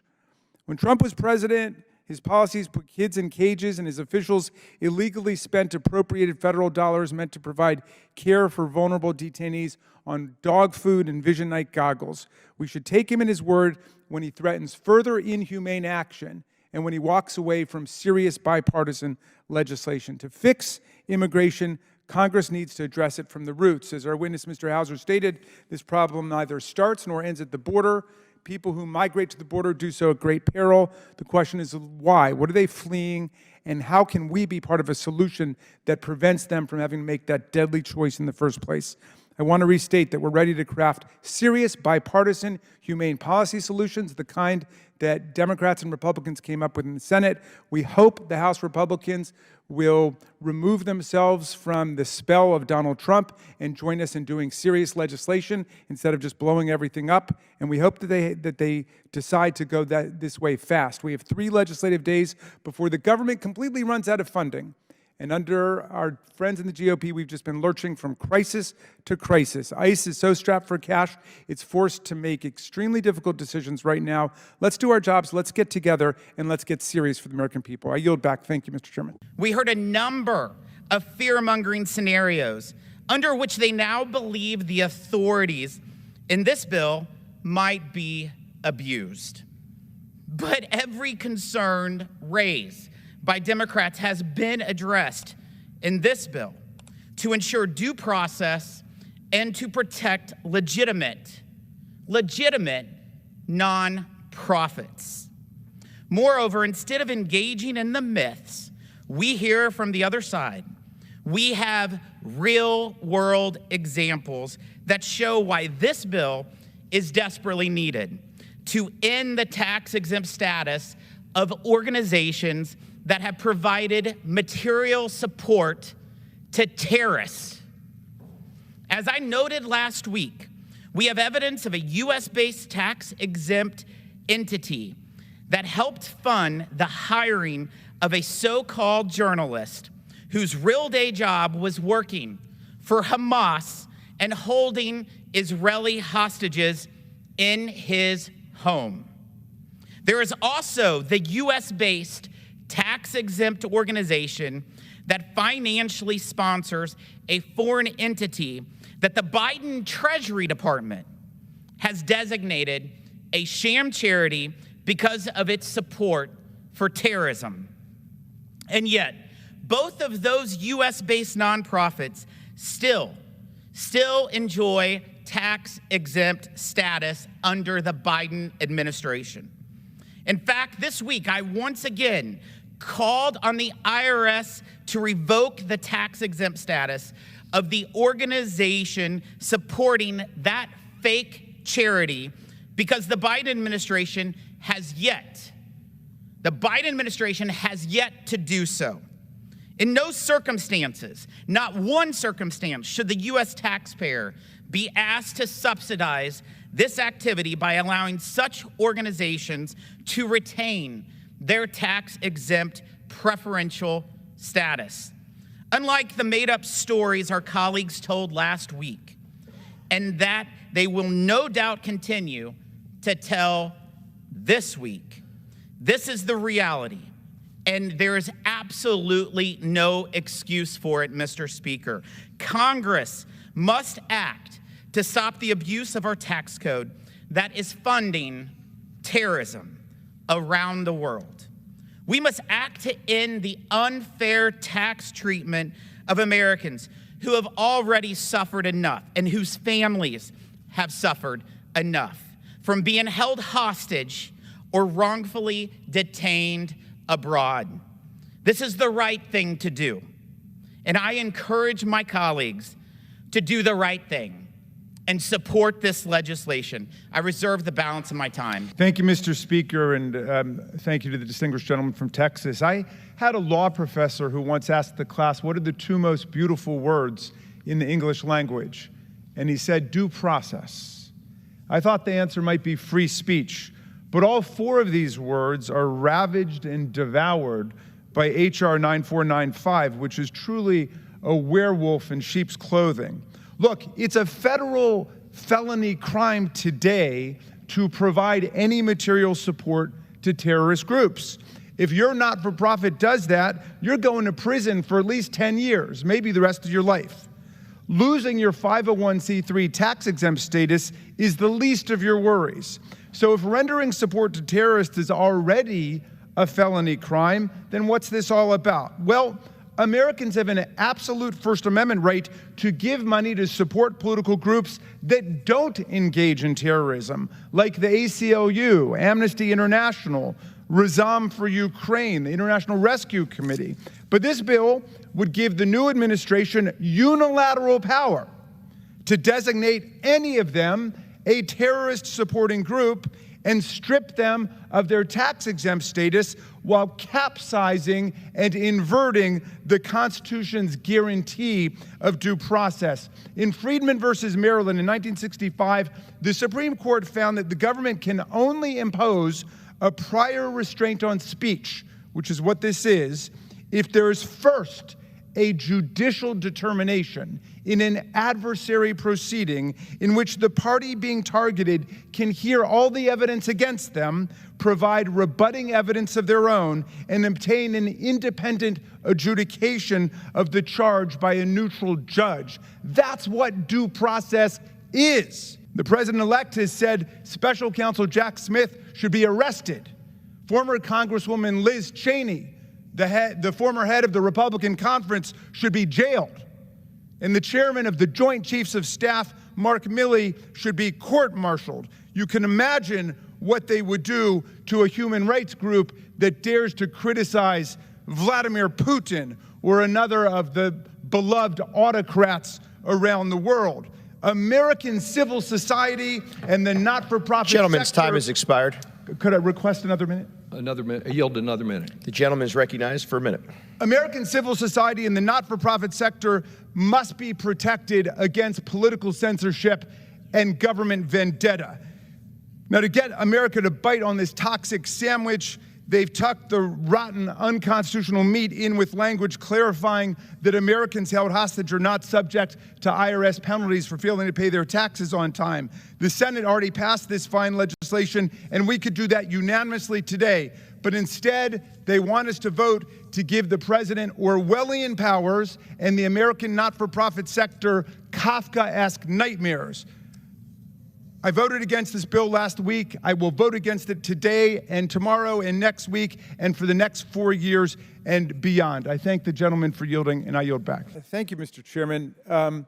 Professor Snyder, what role does political and financial corruption play in the authoritarian regimes like China and Russia? It always plays a very fundamental role, as we discussed before, in recruitment, but it also plays an ideological role. Since the basic argument is that democracies are just hypocrisy, everyone is basically corrupt, only money matters. Corruption is used not just as a way to bring in individuals, but it's also used as a way to discredit the entire system.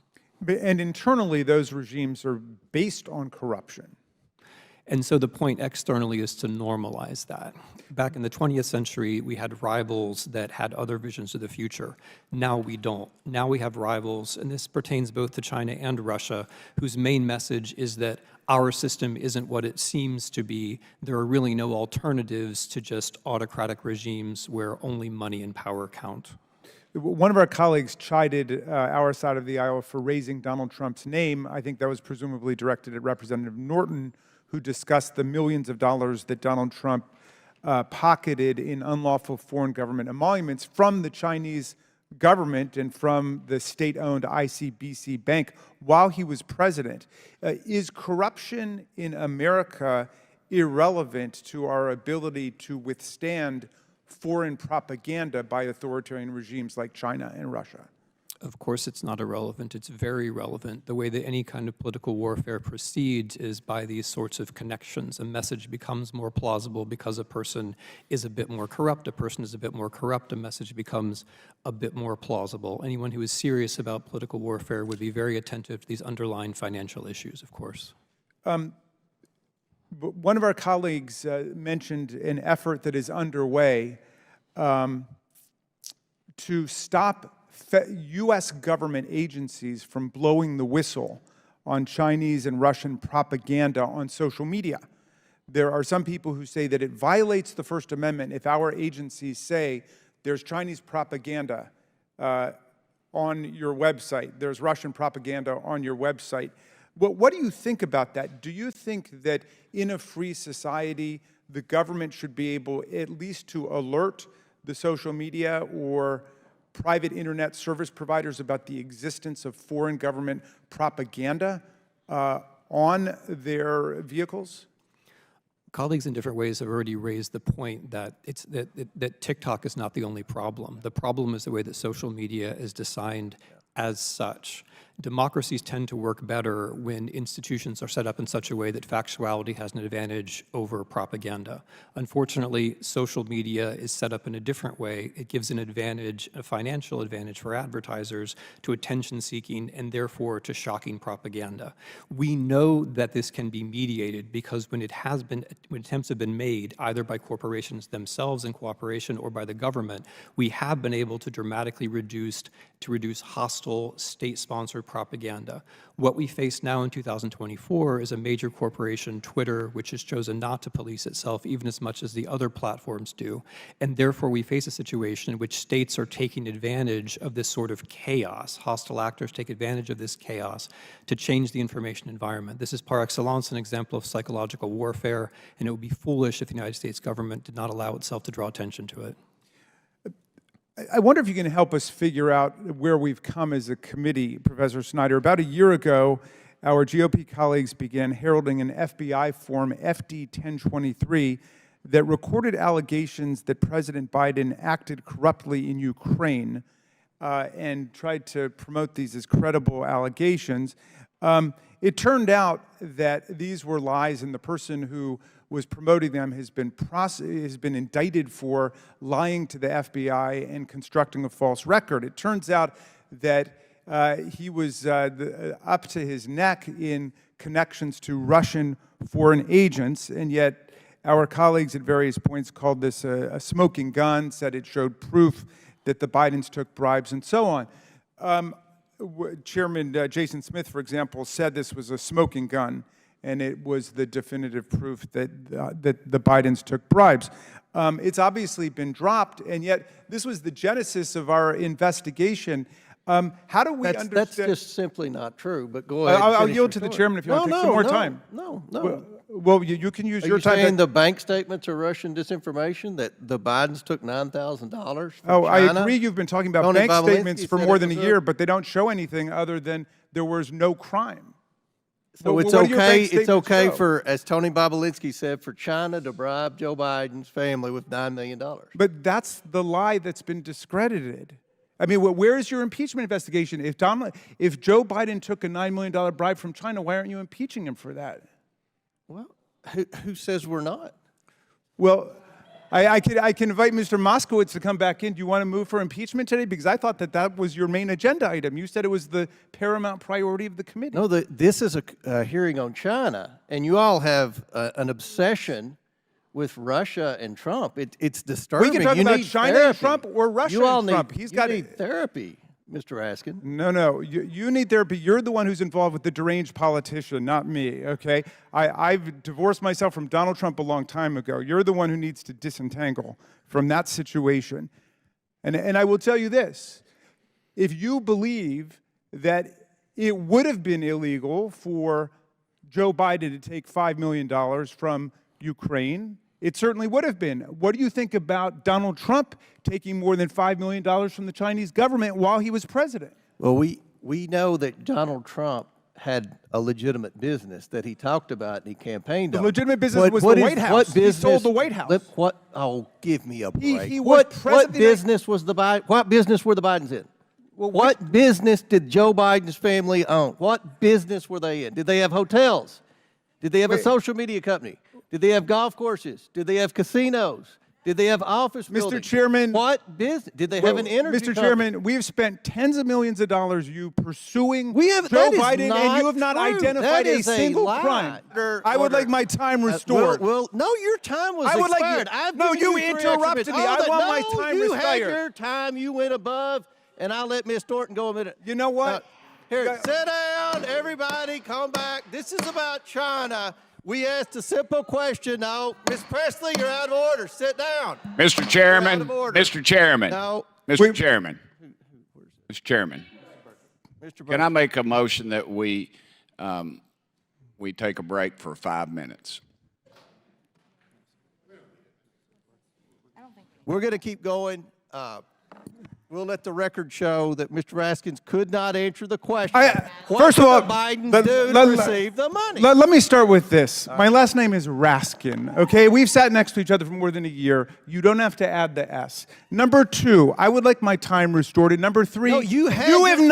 You're identified out a of single order. crime. No. Well, what is the crime that you want to impeach Joe Biden for and keep this nonsense going? Well, Why? What is the crime? Tell America right now. You Well, can have the rest of you're my about time. to find out. What very is the soon. crime? You're about to find out Name very it. soon. Chair We now inhabit recognizes a Mr. propaganda Biggs from experiment. Arizona. Thank you, Mr. Chairman. Mr. Parnas, how much time did you spend in prison? 4 months. But 4 months. But you were indicted for crimes that could have resulted in you spending 50 years in prison, right? Right, they were false crimes. The judge saw through Well, the well sham.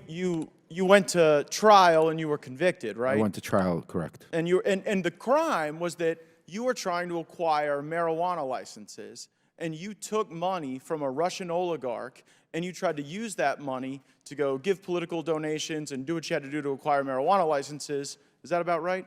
That's what the crime was. That's what the indictment was. Yeah. Right. So it sounds like everyone here today, the only one working for a Russian oligarch was you. Right? I mean, yeah, it was. I just heard you. I mean, it's public information. Yeah, no, I just heard you wax poetic. I got with paid Mr. Frost about $200,000. You know how much I got paid. You were really worried about our democracy, and you were here to warn us. But you were working for a Russian oligarch, On wanting to behalf get of President marijuana Trump. licenses. But then you didn't even do it. The fraud you committed against the Russian oligarch was that instead you spent the money on yourself. So, like, was No, that what you that were was not the doing to fraud. fight No, against that was not the Russia's fraud. aggression? That's a lie, Just taking Congressman their Gates. money? Well, that's what you were convicted of. No, But instead of spending 50 years in prison, you got 4 months. As this hearing continues, I look forward to hearing what Mr. Galanis thinks about how he was treated by the DOJ for telling the truth, as opposed to how you're treated for lying. The DOJ didn't listen to the truth, because if they would listen The to the question- truth, you the guys would have question been all Mr. in Gates jail. had is They for didn't want to Mr. hear the truth. You can't handle the Galan- truth, Matt Gates. Look, well, the truth for you is taking money from Russians to buy marijuana businesses and then going to jail and then coming here to lie about Trump. You should know better than anybody what Gentleman's time the has DOJ is expired. about.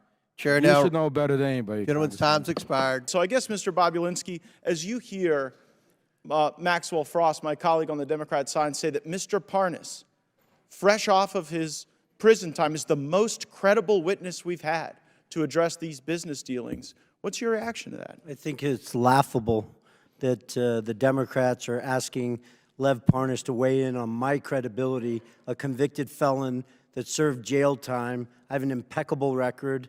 Now, he warned me earlier in this hearing that they're coming for me. I look. I didn't worry. I said just keep talking. You'll be there soon. I look forward to that, Mr. Parnas. Keep lying. You'll be there soon. Well, and when Is that a threat, Mr. Parnas? No, it's just the truth. No, did you say they were coming for me? No, I said if you keep lying, you will end up in prison. I'm not lying. You're the Well, one then who if was you're not, lying. you have nothing to You're the scare. one who went to prison What am for I lying. lying for? Tell me what we're lying for, Mr. Bobulinski. What? You don't even know what you're talking about. What am I lying? You went to What is prison lying? for lying and defrauding No, your what investors. am I lying here? What am I lying here? Oh, the list is Go long. ahead, We so don't have go enough ahead. time. I Exactly, think Mr. yeah. Gates only has a minute. I think you're a little scared, just like So Mr. one Gates. crime- Because Mr. Gates doesn't even ask a question. You're filibustering. I've been here for 6 hours, and not one of your committee members has asked me one question. You want to Well, hear I the asked you- truth? hold on, no, hold you on, haven't- Mr. no, no. You I wanna asked a ask question about Get your to the illegal truth. business I've been here for dealings. 7 hours. Mr. Ask me Bobulinski, some questions. fraud is a Stop crime, right? filibustering. Go ahead. Ask Correct. Fraud is a crime. Fraud is a crime, and you observed fraud on the part of the Bidens, right? I did. Crystal clear. If you check out the Democrats' report, White House for Sale, how princes, prime ministers, and premiers paid off President Trump, you'll find that China actually gave more than $5 million to Donald Trump while he was president of the United States in direct violation of the emoluments clause, which says that nobody in federal office shall accept a present, an emolument, which means a payment, an office or title of any kind whatever from a king, a prince, or a foreign state. And we spent the day, again, jawboning about Hunter Biden, who has never held public office, and he's never done business with the government.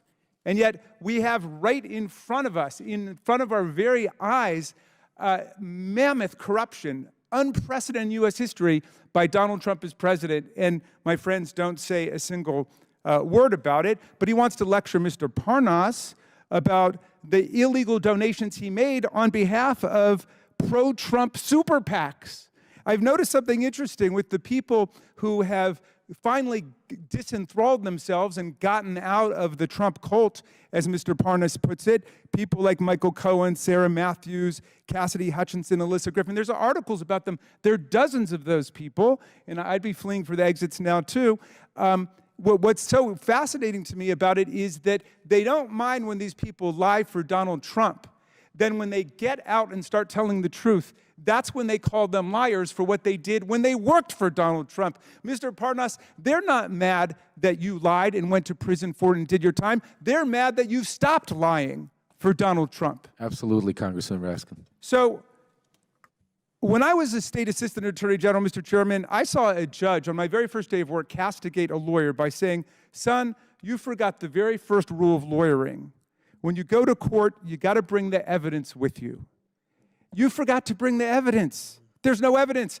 Hundreds of thousands of pages of documents, dozens of hours of testimony, but not a shred of evidence of presidential wrongdoing, much less an impeachable offense by President Biden. And you're making not just the majority a laughingstock, the whole committee a laughingstock. So it's hurting us. My members are saying, when will they call off this nonsense? So here we are. Again, Mr. Parnas, I want to thank you. You have explained to America that the allegations at the very foundation of this inquiry were predicated on Russian propaganda and disinformation, just as they were at the start of the hit job that you and Rudy Giuliani were sent to do back in 2018 and 19. And I want to thank you for showing America what real intellectual honesty and personal honesty look like, and how you can grow out of the deranged Trump syndrome that so many of our colleagues are still suffering from today. It's time to call this investigation for what it is, Mr. Chairman. It's not just an embarrassing failure and an historic failure at that, but it's an historic betrayal of democracy, freedom, and the rule of law as Vladimir Putin tramples the freedoms and the democracy of people in Ukraine. We should be spending our time standing up for democracy and not tarnishing it with spectacles like this. I yield back. I should have brought my waiters from the farm. Is anyone denying, Mr. Raskin, that the Biden family was influence peddling? Nobody denies that the family was influence peddling. What we have here is a major discrepancy on what role Joe Biden played. We know the three former Biden associates say that Joe Biden was actively involved and knew full well what the schemes were, what the family was up to. But we have Hunter Biden testifying under oath that his dad didn't know. So in the coming days, I will invite President Biden to the Oversight Committee to provide his testimony and explain why his family received tens of millions of dollars from foreign companies with his assistance. We need to hear from the president himself. And I assure the American people that they will be able to evaluate for themselves the president's honesty and fitness for the office he now holds. With that, Mr. Chairman, are you going to invite Donald Trump to come and talk about his violations of the Emoluments Clause?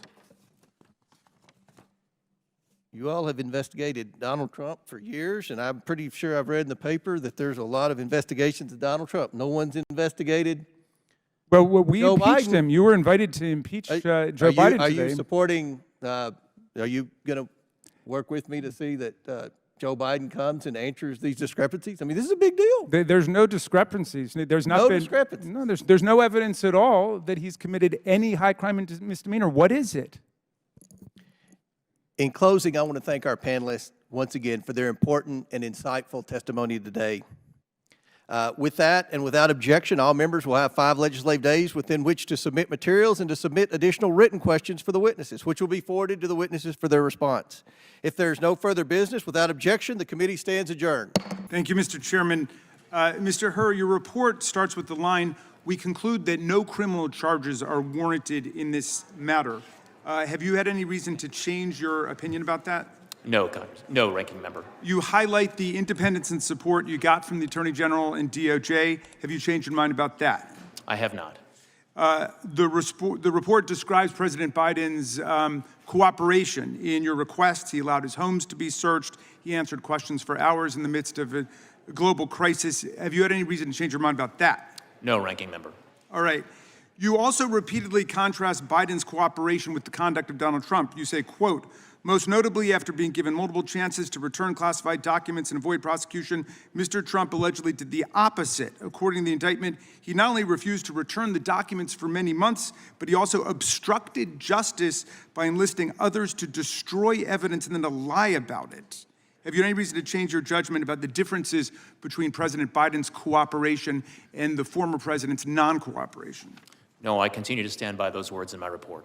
The desperate quest to invent an issue is a distraction from the 91 federal and state federal charges that Donald Trump faces now, his staggering civil court losses in New York now totaling more than $500 million, and his full-blown embrace and romance with authoritarian dictators and communist tyrants all over the world, from Viktor Orban in Hungary to Vladimir Putin in Russia, the former head of the KGB, to the communist dictator of North Korea.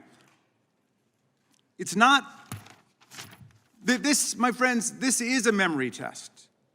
But it's not a memory test for President Biden. It's a memory test for all of America. Do we remember fascism? Do we remember Nazism? Do we remember communism and totalitarianism?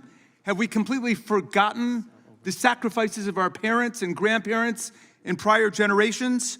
While we play pin the tail on the donkey in this wild goose chase, all of these silly games, Donald Trump entertains authoritarian hustler Viktor Orban at Mar-a-Lago for the weekend, and Orban comes out to declare that if we indeed sleepwalk into another Trump presidency, Trump will, quote, not give a single penny to Ukraine. That's what all of this is about.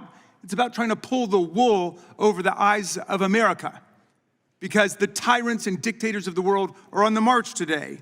So who wins with this ludicrous, embarrassing spectacle? Orban wins, Putin wins, Xi wins, the tyrants of the world win. They have one more reason to celebrate Donald Trump and his cult followers, who've completely lost their way. They're looking for high crimes and misdemeanors. Now they appoint themselves amateur memory specialists, and that's what they pounce on the President of the United States about. America faces a choice between democracy and tyranny. And the President laid it out at Valley Forge, and he laid it out in the State of the Union. Will America stand on the side of people struggling against fascist aggression? Will we stand with the people of Ukraine against Vladimir Putin, whose filthy war has meant the kidnapping of thousands of Ukrainian children, the murder, the slaughter of thousands of Ukrainian civilians, and the attack on an independent sovereign democracy? But we're not working on that today. We're not standing up for democracy and human rights and international law around the world. No, we're trying to play memory detectives, to parse the language of a president who the whole world got to see at the State of the Union address directly address the real questions of our time. And it is democracy versus dictatorship. And all of the autocrats and the theocrats, all of the kleptocrats of the world are together in league against American democracy, and we have to stand up for American democracy against these stupid games. I yield back, Mr. Chairman. Mr. Chairman, thank you very kindly. With any luck, today marks the end of perhaps the most spectacular failure in the history of congressional investigations, the effort to find a high crime or misdemeanor committed by Joe Biden and then to impeach him for it. In prior hilarious episodes of this long-running madcap series, America got to see the following. 1, nearly 20 fact witnesses who could not identify a single act of wrongdoing by President Biden, much less a high crime and misdemeanor, and who overwhelmingly testified that Biden was not involved in any of his family's business adventures. 2, 3 expert witnesses called by the majority itself, who said nothing that they had seen in the tens of thousands of pages of documents adduced by the majority even remotely approached the level of a high crime and misdemeanor. Bank records which show exactly what all the witnesses told us, that Joe Biden was not involved in his family members' businesses. Repeated voyeuristic displays of pornographic images by the majority, completely irrelevant to any conceivable legislative or investigative purpose. A star witness, Gal Luft, who turned out to be a Chinese agent and an illegal arms trafficker on the run from American justice. And the key piece of evidence, which launched the entire zany goose chase, an FD 1023 form in which the FBI duly recorded a completely fictional tip about a $5 million bribe to Vice President Biden, peddled by Alex Smirnoff, who has been criminally indicted by a Trump-appointed U.S. attorney, Special Counsel David Weiss, for felony counts of systematically lying to the FBI and constructing a false record about Joe Biden, and now sits in jail in California as a flight risk while the world studies his long-standing and extensive ties to Russian intelligence. Both of the majority witnesses are frustrated would-be business partners of Hunter Biden, who tried to leverage the Biden name, or the Biden brand, as they keep calling it. But they never got any business off the ground for reasons that will become painfully obvious to anyone watching the proceedings today. Even Hunter Biden, laboring at the time under a serious substance abuse addiction, could tell these were not the type of people he should be doing business with. So rather than representing the Biden brand, which was their ardent wish, they now show up today as loyal servants of Trump world, each of them proudly represented by their very own former Trump White House attorney. The first is Mr. Bobulinski, the bitterly disappointed wannabe Hunter business partner whose famously litigious history includes unsuccessfully suing his own dying father's charity for nearly $1 million, and just last month suing Cassidy Hutchinson for $10 million after she reported that Mr. Bobulinski, wearing a ski mask, met with Mark Meadows, which Ms. Hutchinson is now backed up with actual documentary photographic evidence, something in very short supply in this investigation.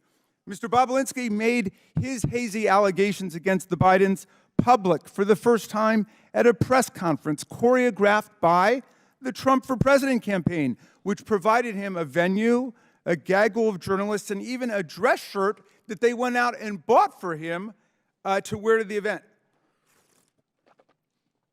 Hours later, Mr. Bobulinski joined the second 2020 presidential debate as Donald Trump's personal guest, where he was seated with Kid Rock and Mark Meadows.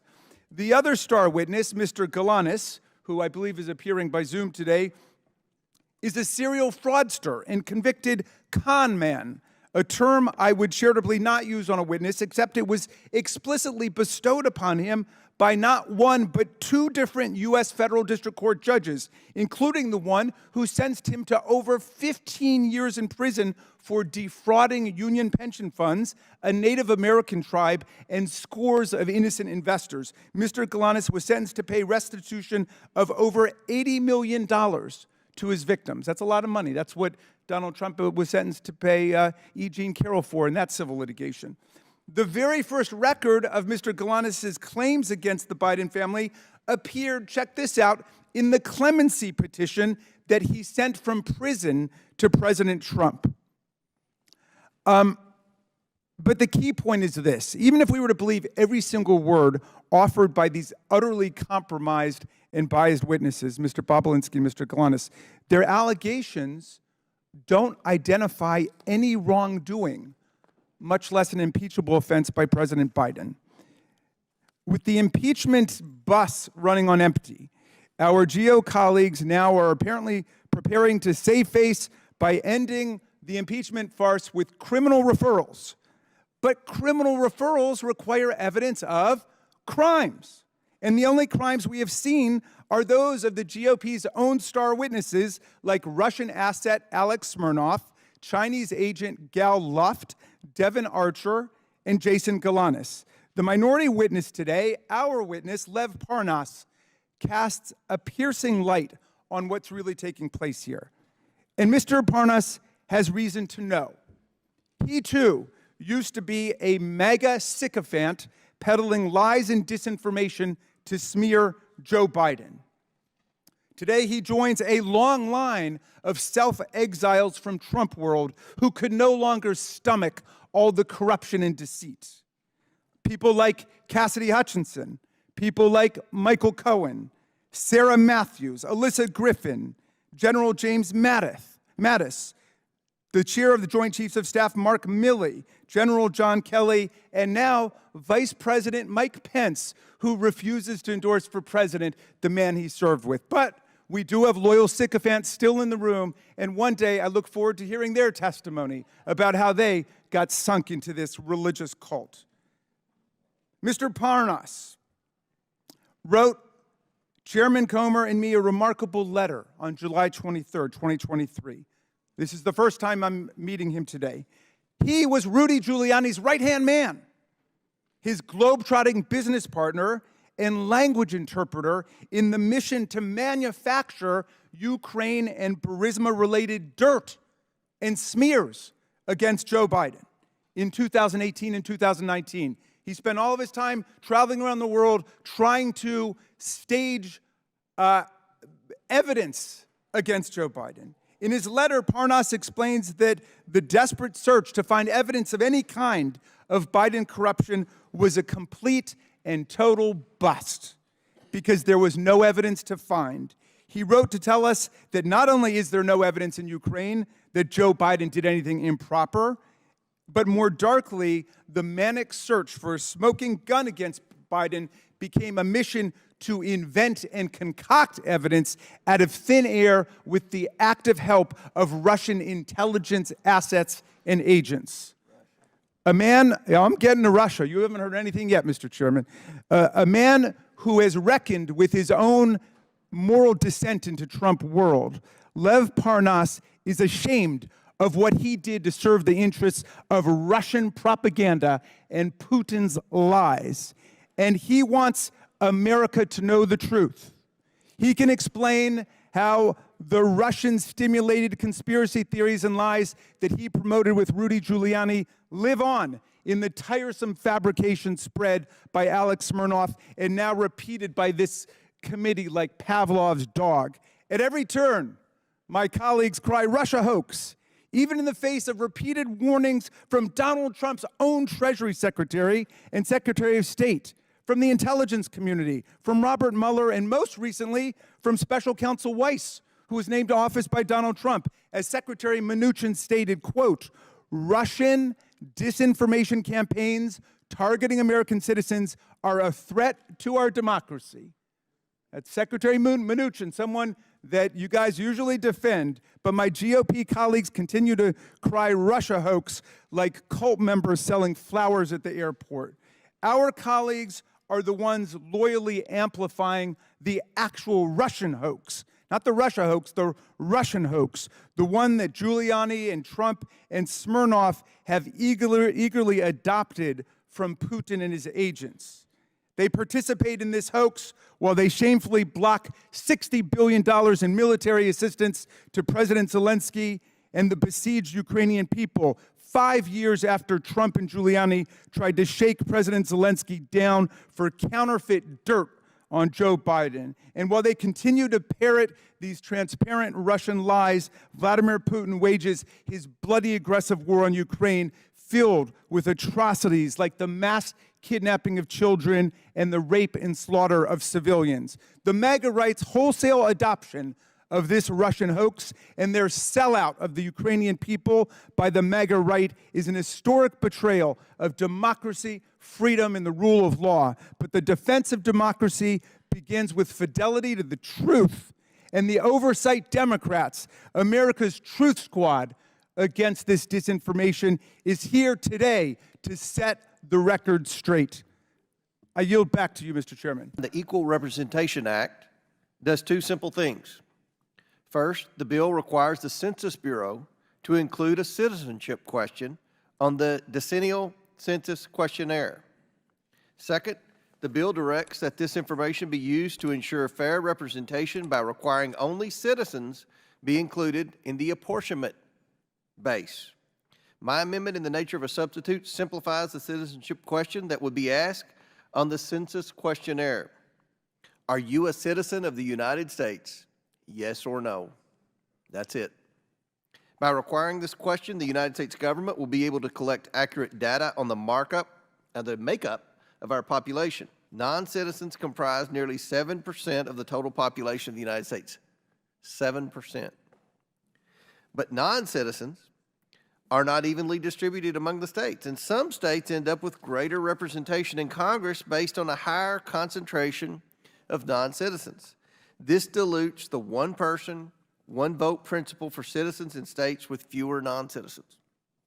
It is clear that Congress can and should ensure a fair apportionment based on equal representation of citizens. The solar eclipse showed us this week the breathtaking marvels of our solar system, but this hearing brings us crashing back down to earth with definitive proof that when it comes to Congress, there's really nothing new under the sun. Ex-President Trump already tried to include a citizenship question on the decennial sentence in 2020. An effort failed both administratively and legislatively, and for obvious reasons. Section 2 of the 14th Amendment states that the apportionment of seats in the House of Representatives is based on a count of, quote, the whole number of persons in each state.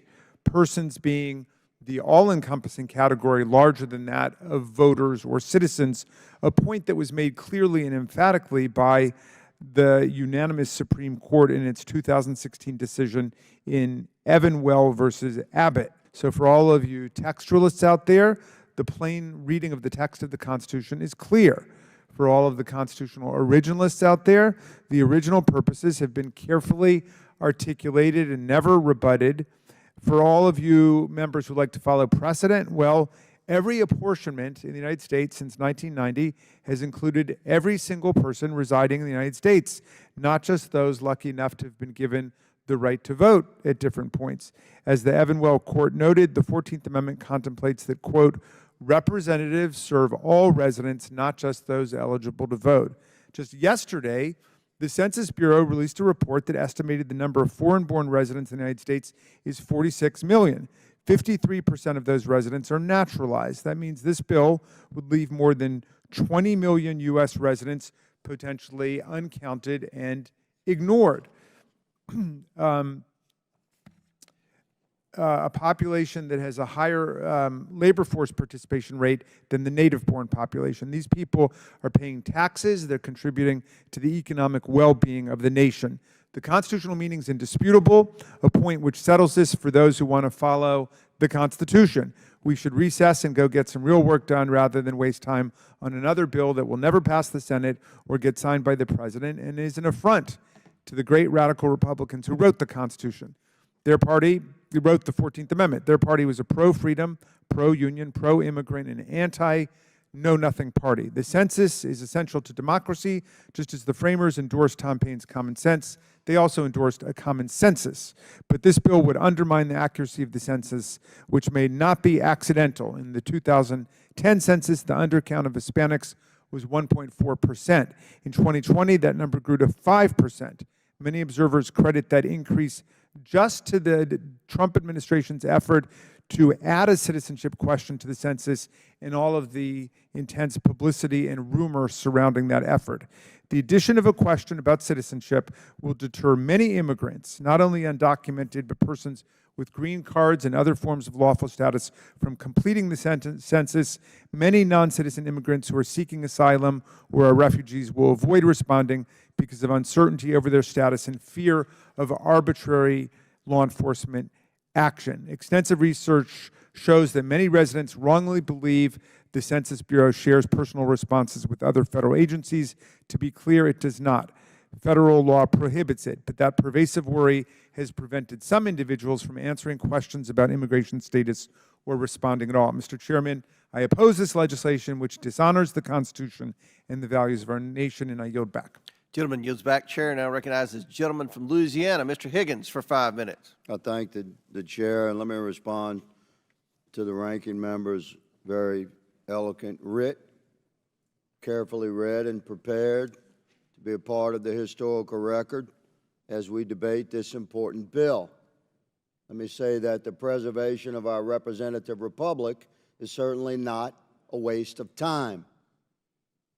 So please allow me to respond unscripted from the heart of America to the very well and carefully scripted agenda speak of my colleagues in the Democrat minority. The level of illegal persons that now live within the continental borders of the United States has reached such a point that it thwarts the intended service of our representative republic in the House of Representatives, in the people's house.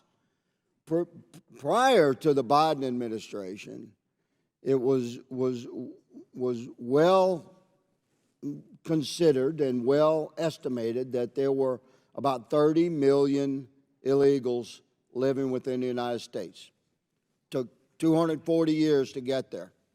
By the time President Biden leaves office, an additional, say, 15 million will have entered our country. You're talking about 45 million people. America, pay attention to this. 45 million illegals, that's 60 congressional seats. And where do you think those illegals are being drawn to live? In sanctuary states and sanctuary cities, densities of population, which have advertised and welcomed and brought these illegal citizens there.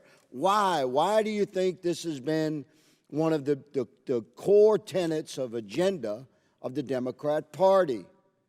Is to thwart the very essence of our representative republic by stacking the deck during the census, whereby apportionment for congressional representation will be permanently shifted to sanctuary states and cities. 45 million illegals, that's 60 seats, America. When have you ever seen a 60-seat majority in this body? This is the game plan, man. You know, I'm not a constitutional law professor like the ranking member is, but just reading the 14th Amendment text, it says that representatives shall be apportioned amongst the states according to their numbers, counting the whole number of persons in each state. That's what the Constitution says. So, ranking member, I would be interested in your continued thoughts on if we could talk about precedent, we could talk about whether you're originalist, a textualist, but just reading the 14th Amendment, it says the opposite of what this bill seems to say. It clearly says that apportionment shall be on the whole number of persons in the state. And my sense from hearing you is that in order for example, Confederate states that were rejoining the Union to not ignore women or those that were recently emancipated or children or immigrants, that the radical Republicans put in place this amendment to say, no, you have to count everyone. You have to count everyone for representation. Everyone deserves representation. You've got that right. And in fact, when the Constitution was first written, it was the southern states themselves who were insisting upon a total count of everybody, regardless of whether or not they were a citizen or a voter. And very specifically with respect to the population of enslaved people, because of the 3/5 compromise. They wanted to make sure that all of those people would count. The 3/5 compromise said that basically 60% of the slave population would be counted for the purposes of inflating the population basis in the southern states. So after the first census and reapportionment took place in 1800, there were a dozen members, new members who could be attributed in the South to the enslaved population. Now, the Northerners were saying, well, if you can't count them, or we shouldn't count them if they're not going to be given the right to vote and to run for office, but for these purposes and these purposes only, the southern states were saying, no, they should count so we can, arrive at this 3/5 compromise, which of course was an infamous concession to slave power and one of the things that led to the Civil War. But at the end of the day, the Constitution clearly states the opposite of what this bill states. The Constitution already lays out how apportionment works and says you count the whole number of persons in each state. The Supreme Court was unanimous on that point. And I don't even see why they would have to rule on it. I mean, it just says it plainly there. Could we see any justification, any reason, any way that the Congress could legislate something that's directly opposite of what's in the Constitution. Well, as I understand their bill, it might not directly contradict what the Supreme Court said because they're asking for a question. Are you a citizen? My good friend from Louisiana makes an eloquent pitch for the idea that we should want to know who's an illegal. But you know what? There's nothing even in their bill that would allow us to determine who's an illegal because it's just asking the question, are you a citizen? It's not asking, what your status is. Well, this might be a question then for the authors or its proponents. My understanding is the bill not only adds the citizenship question to the census, but actually does aim to change apportionment. It does, yeah, and that part does violate directly the Constitution itself and everything the Supreme Court has said about it, to the extent that it would change apportionment in addition to adding this question. It really violates the Constitution, and I would hope at least that part of it, my friends, would withdraw, because the Supreme Court's been very clear, and I've always thought that both sides of the aisle want to try to adhere to what the Constitution clearly says. I'm befuddled by this part because I don't even know whether the Supreme Court, how much the Supreme Court would even have to weigh in when it seems to be a sentence that a fourth grader could read in the Constitution. The reason why the founders of the Constitution were so adamant about it is that when the country started, of course, the franchise was left up to the states, but the vast majority of people couldn't vote. Not just enslaved people, but women couldn't vote, people without property couldn't vote, most people couldn't vote, and still they felt that what counted, bless you, Mr. Chairman, I mean, what counted was who would be represented, so there would be equal numbers of people represented, even if not all of them could vote. Right. In each congressional district, you have to take care of a similar number of people. And I think what seems to be at the core of this, which Mr. Higgins laid out, was the idea that Democrats, for some reason, are trying to, it's quote-unquote, import voters or import people to increase numbers, when the much more simple explanation is that we are all trying to manage the complexity of foreign policy, local policy, and immigration. And we're all trying to work on that, and I would hope that we actually, in good faith, try to talk about the fact that how do we deal with the fact that people are being displaced in massive numbers in the Western Hemisphere? How do we make sure that folks can migrate legally? Those are the real questions we should be engaging in, rather than putting up these grossly inflated numbers that I've found absolutely no evidence behind that number of folks being present in the United States. And as those numbers continue to grow, it's really on Congress to deal with reducing those numbers by giving folks actually a pathway to citizenship and legal residency, as President Reagan once did. Look, every period of American history, there have been different periods of xenophobia and anti-immigrant fervor towards Germans, towards Irish, towards Mexicans, you name it. Okay, so there's nothing unusual about what we're going through where people want to whip up hysteria about the foreign-born. And in fact, you can find lots of periods in American history where there was a greater percentage of foreign-born people in the country than there are today. And it also stimulated the same kinds of political movements that some of our colleagues identify with. Mr. Raskin, yeah. I'm one of those people. I was born abroad. I'm one of the few naturalized citizens in Congress. And so this is a personal issue to me when you say, or not you, but others say that my family would not have counted for purposes of political representation, even though we are fully part of the fabric of this country. Yeah, and I would add to that only that some of my colleagues would probably be stunned to find that the founder of their party, Abraham Lincoln, and lots of Republicans in the 19th century believed in giving non-citizens the right to vote as a way to train them for complete citizenship. In fact, Lincoln was roundly denounced for defending non-citizen voting by Democrats in the 19th century.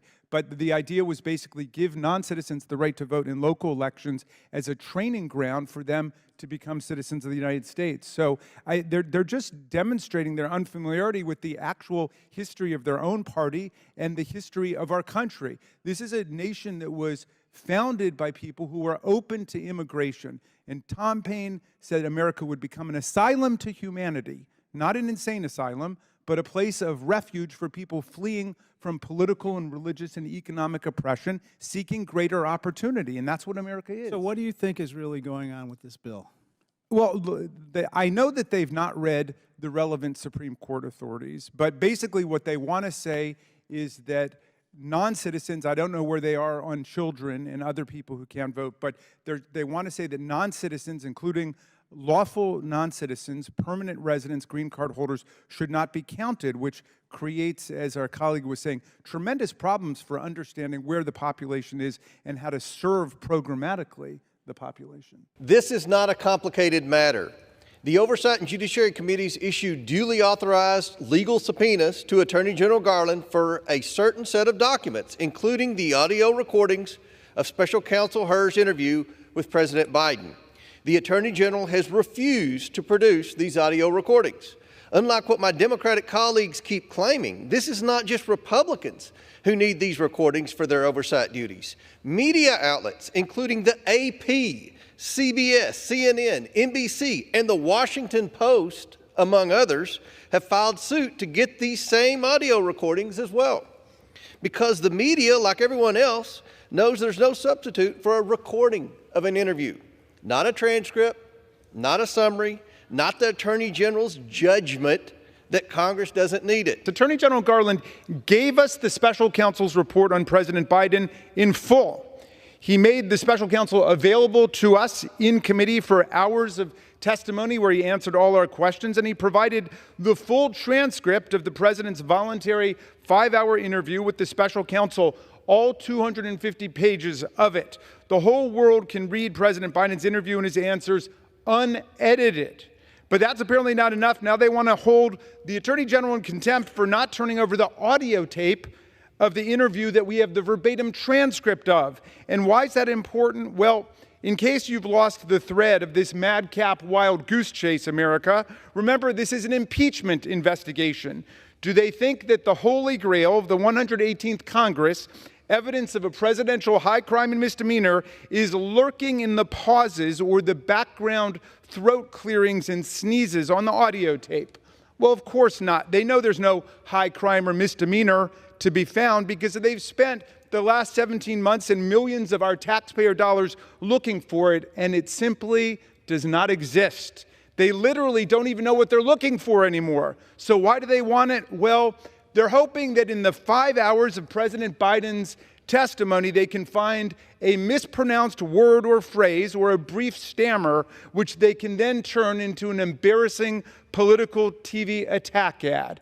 Get it, America? That's what this is all about. And holding the Attorney General of the United States in contempt is one more useful distraction from the complete and devastating implosion of the Biden impeachment probe, which of course was the #1 priority of these talented leaders. Their first distraction was to impeach Secretary Ali Mayorkas as a paltry consolation prize, but that pathetic decoy action blew up in their hands. Then the plan was to skip the mundane work of casting votes and actually doing committee business to travel on a collective spiritual pilgrimage on Amtrak to New York City to attend the criminal trial of an unmentionable American felon, one of 19 million in the country.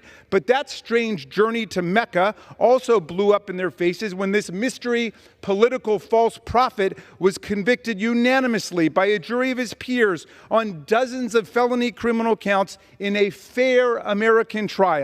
They tried to salvage the credibility of this bizarre expedition by blaming the American justice system for being weaponized against Republicans. But this political extremism quickly melted away when the son of President Biden, the original target of their wrath, was also prosecuted and convicted, like another disarmed felon whose name may now not be spoken on the floor, apparently, by a unanimous jury of his peers on all counts against him. And that trial, unlike the trial whose very existence must be sent down the Orwellian memory hole to save someone hurt feelings, was actually tried in the federal system. So what's left to do now? Well, let's hold the Attorney General of the United States, Merrick Garland, in contempt, of course. This will be sure to placate an unrepentant and anonymous convicted felon from New York and distract everybody else for a day or two. I confess it's a bit rich, Mr. Speaker, to be asked to hold the Attorney General of the United States in contempt of Congress for overwhelmingly complying with the committee's demands by members who voted against contempt citations for Steve Bannon and Peter Navarro, two persons subpoenaed by the January 6th Select Committee who never spent a single minute. Could I have one more? The gentleman's time has expired. I grant the gentleman an additional minute. Bannon and Navarro never spent a minute with the January 6th committee, never turned over a single document to our committee. These people had 0% compliance with Congress. They demonstrated true contempt, which is why they've been sentenced to jail. But Chairman Comer, in his wisdom, would hold the Attorney General of the United States of America in contempt for what I think is 100% compliance, but in any event is something like 98 or 99% compliance. If you think a federal official is not rendered proper compliance, you take them to court, you don't hold them in contempt, and it's rich beyond measure, like a billionaire rich, to be asked to hold the Attorney General in contempt by people who themselves received subpoenas to testify before the January 6th committee, who never rendered a single document nor a single minute of testimony to the January 6th committee. I urge Congress to reject this absurd motion, and I'm happy to yield back to the chairman. A number of our colleagues wanted to lecture you, Administrator Regan, about the role of agencies, which are, of course, indispensable in implementing the will of Congress. That's why Congress set up the EPA. That's why Congress set up the National Labor Relations Board. That's why Congress set up the Department of Justice. And our colleagues have no problem using those agencies to get the things done they want to do. If you read their Project 2025, they want the President of the United States to be able to use the Department of Justice for the first time in American history to go after his political opponents. And to oh, well, if you disagree with that, then I'm delighted to hear it, Mr. Chairman. Which Department of Justice going after political opponents? The Merrick Garland Department of Justice or the next department? There's a case right now against the Democratic senator from New Jersey, Mr. Menendez. There's a case right now against a Democratic congressman from Texas. I see a pattern with Democrats. And well, wait a second. No, don't be too clever. You're a smart man, but try to follow a principled argument. You just claimed that the Department of Justice was somehow biased against Republicans. And I'm naming you cases where the DOJ is going after Democrats. Your problem is the jury system in New York, which found unanimously that Donald Trump was guilty of 34 criminal felonies. That's got nothing to do with the Department of Justice. Well, when the Department of Justice sends the number 3 guy down there to prosecute the case on behalf of the... Which case are you referring to? The Trump case that you just referred to. You're talking about the District Attorney Bragg's case in New York? The number 3 guy went down to New York. All right, well, we'll have to take that up at another point, but I'm talking to you about what former President Trump says he wants to do. And if you think it's outrageous, then I am delighted to hear it, that he would use the Department of Justice. No, I just thought it was outrageous you saying the Department of Justice under Trump was going to be weaponized when we believe that this Department of Justice has been pretty darn weaponized. Well, what is the proof of that? I just named you 3 cases where the Department of Justice is going after Democrats. And I mean, that's a very serious slur against the Department of Justice and the Attorney General. I stand by that. You stand by your slur then. Well, I would love us to have a complete hearing then on whether or not it's true, because I think it's wrong. And in fact, really, it's just setting the stage for Donald Trump to try to use the Department of Justice as an instrument of persecution against his political opponents, real or imagined. Well, we don't know if Donald Trump's going to be president or not. Are you throwing in the towel, Mr. Raskin? No. I certainly hope he doesn't try to steal the election the way he did last time. And I hope we'll be you're an prepared election this time. denier, Mr. Raskin. Oh, no. I don't deny it. I affirm that Joe Biden beat him by more than 7 million votes, 306 to 232 in the Electoral College. We know that happened. And yet, I hope you're not an insurrection denier, because you were there with me that day when they came in chanting, "Hang Mike Pence." Do you remember that? I remember January the 6th. You remember them chanting, "Hang Mike Pence"? Them trying to overthrow the election? Unlike you, I have never not voted to certify an election. I'm sorry? Didn't you vote to not certify the 2016 election? The 2016 election, I simply spoke against irregularities. I didn't try to overthrow the government of the United States. I didn't try to get the vice president not to do his job, and I didn't even go to a senator.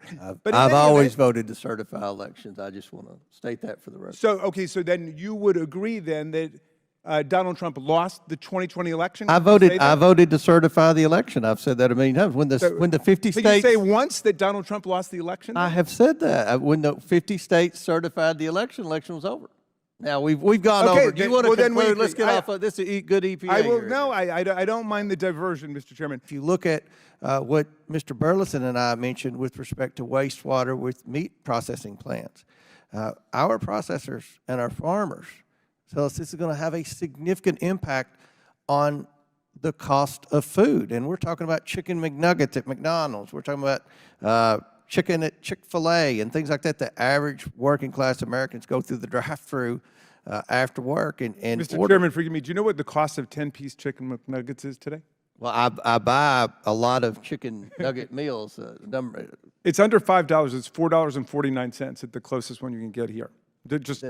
I mean, and Impossible Nuggets are even less. So there's no inflation at McDonald's, Mr. Raskin. I would say I spend more money at McDonald's than any person in Congress, and I'll stand by that. I'll testify under oath. Well, my 3 kids. We certainly don't mean to bankrupt you with our environmental regulations when you go to McDonald's. But let's start with ivermectin, which I believe is an animal deworming agent that some people were advocating for use to treat COVID-19. Has this been approved as a form of treatment or a cure for COVID-19? No, it has not, if I may. I should also point out it also has benefit for humans with worms, which is a huge problem in Asia. So it actually won a Nobel Prize because it's an amazing drug both for animals and humans who have worms. And there was a good reason to think it may work in the case of COVID, and that's why, thankfully, the community, including the NIH, did a number of randomized clinical trials. There's just no benefit, and you know that's true of most things that we try. There's nothing wrong with thinking it might work. It just didn't. Well, what about hydroxychloroquine, which was another thing that was advocated? Basically the same story. There was really exciting preliminary work in the laboratory that said hydroxychloroquine may have activity against COVID, so the randomized trials were done. Unfortunately, no benefit. Again, nothing wrong with thinking it may work and trying it out in a randomized trial, but then we have the data now, so that leads you to the conclusion. So we have not been able to grant an indication for those. I mean, I'm aware of a lot of political attacks and criticism against the FDA, but I can never figure out the coherence of it. Sometimes they seem to be saying, get out of the way and just let anybody advocate whatever they want and use whatever they want without any testing and without the various protocols you go through. And then other times they attack you because you don't have enough authority to do the things that we would want you to do in order to make kids' cinnamon applesauce clean, for example. So let's take that one, which has caught my eye since we certainly ate a lot of cinnamon applesauce in our house when our kids were little.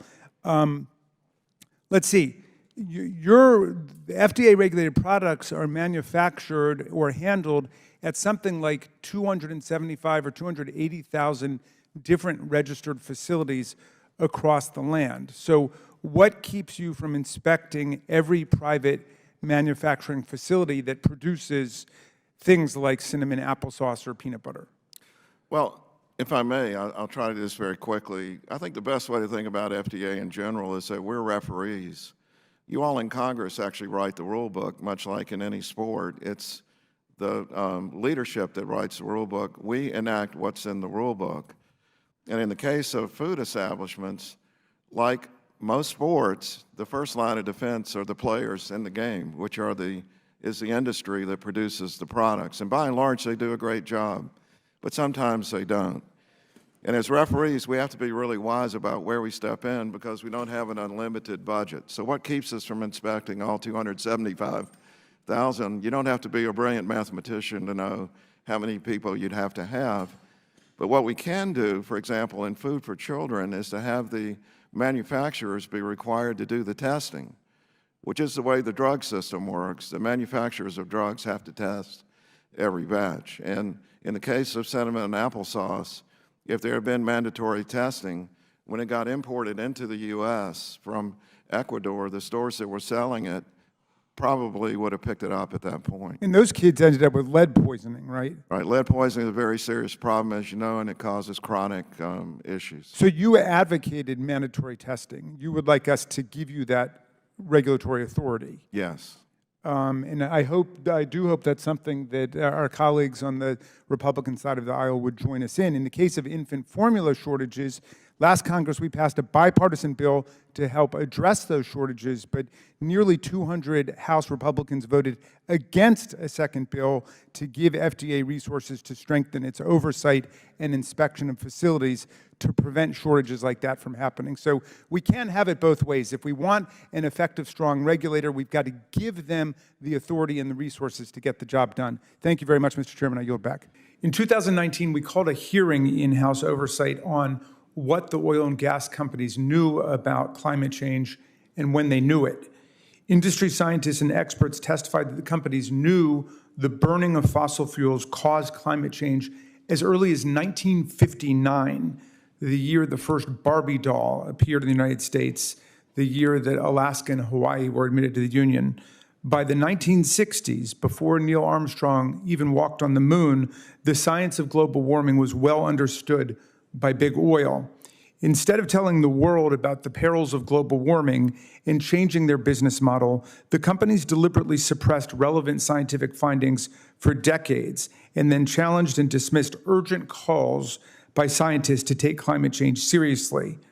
Instead of acting like Paul Revere and sounding the alarm about climate change, they acted like Maleficent, the evil fairy in Sleeping Beauty, and cursed everyone to try to go to sleep for 100 years. As the experts told us, big oil's pattern of lying and cover-up set the country back decades in our ability to seriously address the problem. For 3 years, the House Oversight Committee has investigated big oil's 6 decades of climate deception.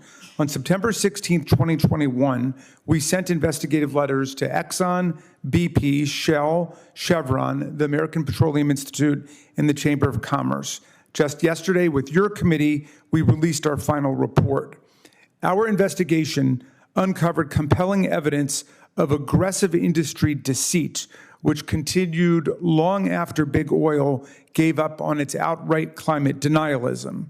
The joint report and documents we discovered show how time and again the biggest oil and gas companies have talked a good game for purposes of public consumption, but have acted in a completely reckless way to protect their long-term profits in the carbon industry.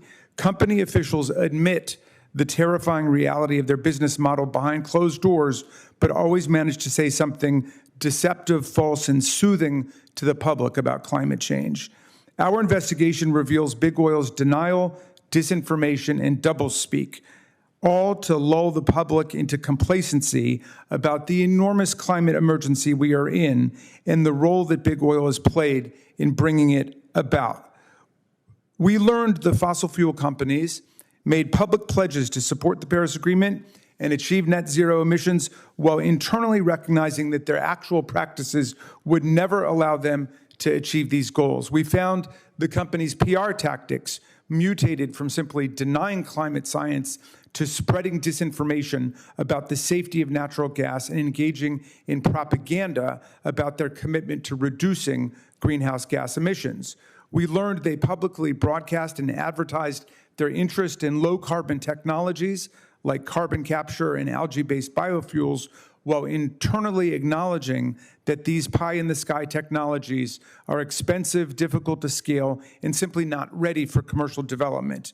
We consistently found that the oil and gas companies relied on trade associations like the American Petroleum Institute and the Chamber of Commerce to spread misleading narratives to the public and to lobby politically against effective climate solutions that they pretended to favor. We found they pumped $700 million into universities and academic research programs to influence pro-natural gas studies and findings over renewable energy solutions. The companies paid lip service to global environmental goals, but dismissed them as basically meaningless behind the scenes. BP's website states that it supports the goals of the 2015 Paris Accord, but our investigation uncovered an email revealing that BP trivialized the Paris Agreement, stating that, quote, "No one is committed to anything other than to stay in the game. So instead of BP choosing to take the actual steps needed to reduce its vast contribution to carbon pollution, BP is instead, quote, staying in the game of fossil fuels and carbon pollution."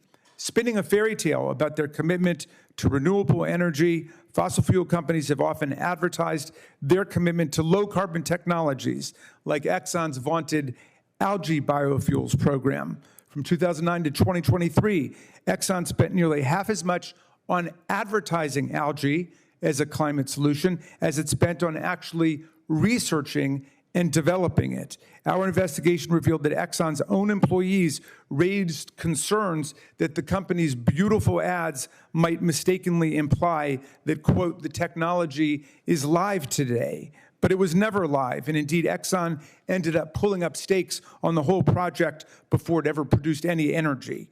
When you compare the actual investments in low-carbon technologies to the company's overall expenditures, you see exactly what kind of priority this really is. Shell, for example, spent just 11% of its total capital expenditures on lower carbon technologies, and Exxon and Chevron spent even less, at 6 and 4% respectively. We learned all of these damning facts despite the company setting up huge roadblocks to our investigation. In response to the committee's initial letters in 2021, the companies only provided trivial and publicly available documents, so we sent them subpoenas. And even after being subpoenaed, the companies continued to block our investigation. They heavily redacted or withheld entire documents based on erroneous privilege claims. More than 4,000 documents came back to us substantially redacted. They also used a paper blizzard tactic by producing hundreds of thousands of generic and non-responsive documents. Of the more than 280,000 produced, more than 125,000, nearly half, were mass emails, newsletters, and other fluff documents. If the companies had actually complied in good faith, who knows what else we might have discovered. Fossil fuel companies publicly claim to be partners, if not leaders, in fashioning climate solutions, but our investigation exposed that as a fraud. Big oil is not addressing the climate crisis, but profiting from it and using a lot of its mammoth resources on continuing campaigns to insulate its carbon-based business model. For more than a half century, they have suppressed the truth about how carbon emissions destabilize the climate and what we need to do to protect ourselves from calamity. The era of denial and deceit must come to an end. Thank you for your attention, Mr. Chairman. Committee members, I yield back. In your testimony, you say, my watery home state of Maryland with more than 7,100 miles of coastline is strikingly vulnerable to the effects of climate change and the rising sea level. So that's one of the biggest alarms of the climate change, folks, is that the sea level will rise and just wipe out coastlines, correct? Yes. Okay. So are you aware of how much the sea level has risen in the Bay of San Francisco since the last glaciation period of, some 12 to 20,000 years ago, which is just a blink of the eye in geologic time. You know how much the sea level has risen in the Bay of San Francisco in that time period? I do not know that one. You want to just take a guess? No, because I'm not guessing very well today, so no. It's 390 feet. Do you think there's anything mankind could have done to prevent that level sea level rise of 390 feet, just, again, 20,000 years? Well, you think there's something we could do about that? No. Okay, good. That's the answer. No, there's nothing we could do about that. Are you aware of the Vostok ice core samples? I'm sorry? The Vostok ice core samples. Okay, this is the most famous analysis over 440,000 years. Shows 5 very distinct cycles. Do you know what the temperature variation of those cycles was? The seasonally, you mean, or you mean over time? No, over geologic time, 440,000 years. Oh, well, there's been ice ages, and I'm sure it's dramatic. Again, do you know what the temperature variation revealed in those things is? Please, share. 22.7 degrees Fahrenheit. And, oh, by the way, and they didn't really talk about this, but CO2 ended up being a lagging indicator to temperature, which would imply that as the globe warms, all the CO2, most of it's locked up in the ocean, gets unlocked, and so it's temperature that causes CO2 to rise as opposed to the exact opposite. Again, it's one of the, orbital forcing. There's all kinds of other theories about this. What I'm saying is it's not settled science. So why are we projecting spending trillions of dollars to impact something that we really, in the end, can't change? That's my point. Yeah, but I think the claim that the science is uncertain is itself a lagging indicator. We heard that for decades from big oil, that we just couldn't know that there's a study on this side, there's a study on that side. I think the overwhelming weight of scientific evidence. Yeah, no, I realize that. The overwhelming weight of scientific evidence is on the conclusion that man-made causes are behind climate change. Check out these 800 scientists led by 2 Nobel Prize winners in physics. Check out their World Climate Declaration. There is no climate emergency. I will definitely check that out, and I'll get back to you on it. I mean, again, and this is difficult for those of us who are not scientists, because all that we can do, or at least all we can reasonably do, is depend on the scientific authorities that are part of our government and that are part of the United Nations and that are rendering the conclusions that we can count on. But I'm very happy to read any kind of dissenting views. I really am. Thank you, Mr. Chairman, and thanks to the witnesses for joining us today from one of the committee's last hearings in the 118th Congress with the extremely fitting title of A Legacy of Incompetence. The majority has assembled a group of leading Project 2025 intellectuals for a Project 2025 coming out party today. The witnesses will advertise their wares, which almost makes me a bit nostalgic, Mr. Chairman, for the days when our colleagues said that they were pursuing President Joe Biden for the worst presidential crime in American history, a crime which unfortunately they were never able to identify, but which they now appear to have dropped completely. So last week, my Democratic colleagues and I urged the chairman to hold a hearing on a real issue, on the gun violence epidemic that is ravaging American communities. This Congress, our colleagues have refused to hold a single hearing about a single mass shooting, except for the one that involved former President Donald Trump in Butler, Pennsylvania. The security of the former president is absolutely critical, but doesn't the rest of the country count too? Who's going to keep the rest of America safe from AR-15 attacks by disturbed people loaded up on hate and conspiracy theory? Don't all Americans deserve to live free of gun violence? There have been more than 1,000 mass shootings defined as at least 4 people being shot that have claimed more than 1,000 lives since the start of this Congress. Just since the mass shooting and assassination attempt on the ex-president on July 13th, there have been more than 100 additional mass shootings that have claimed 88 more American lives. There were 4 other Americans who died that day on July 13th after the attack in Butler. And yet we're told by J.D. Vance that gun violence is a, quote, fact of life in America. C'est la vie. Nothing can be done about it.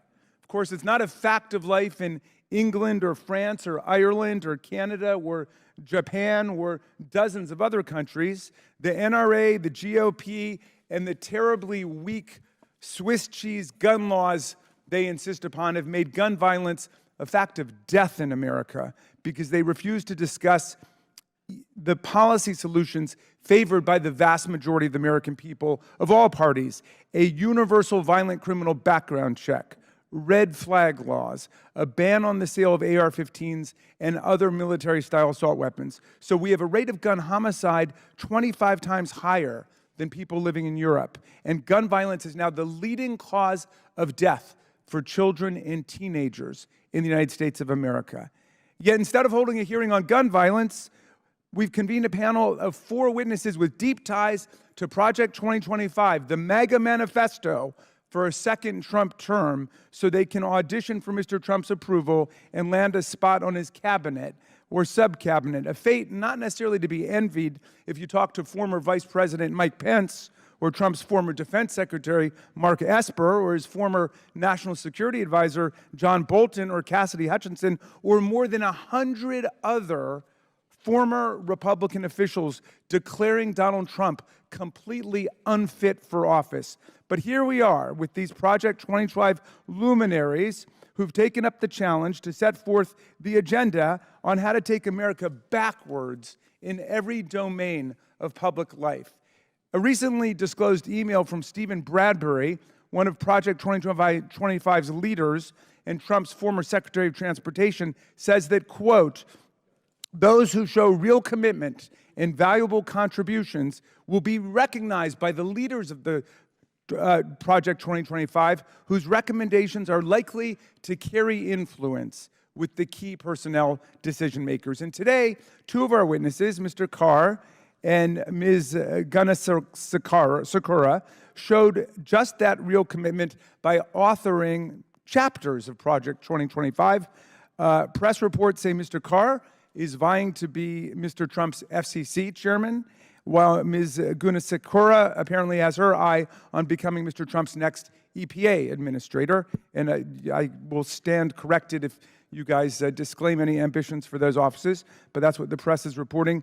The majority's other two witnesses also come to us from organizations that are right there on the advisory board of Project 2025. So we'll hear from them and we'll discuss how they intend to implement the extremist Project 2025 game plan in a hypothetical second administration for Donald Trump. It's a program that depends on sending in an army of Trump sycophants and loyalists to replace 50,000 professional civil servants. It's a program subordinating the people's government to big corporations, and it tramples the civil rights and liberties of women to abortion, birth control, and IVF, which the Republicans just voted against yesterday. It's a plan to upend democratic government as we know it, and it involves politicizing the federal workforce and gutting the professional civil service, weaponizing the Department of Justice against political rivals and the people, seizing political control of independent agencies like the Federal Reserve Board and the FCC, eliminating overtime pay for millions of workers,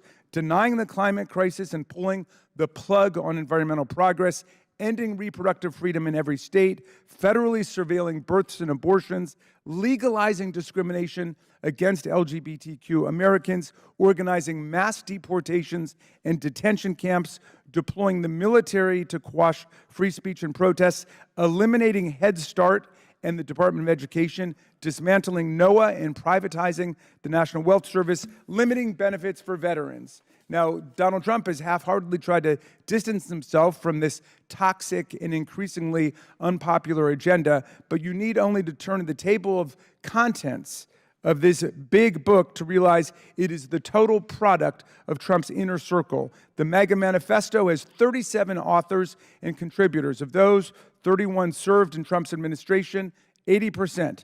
Donald Trump has turned dodgy about his connection to Project 2025, despite the fact that he has praised it and commended its authors, because he knows it is way too extreme for the vast majority of the American people. The Biden-Harris administration has restored America's place as a global leader and led an economic recovery that is the envy of the rest of the world.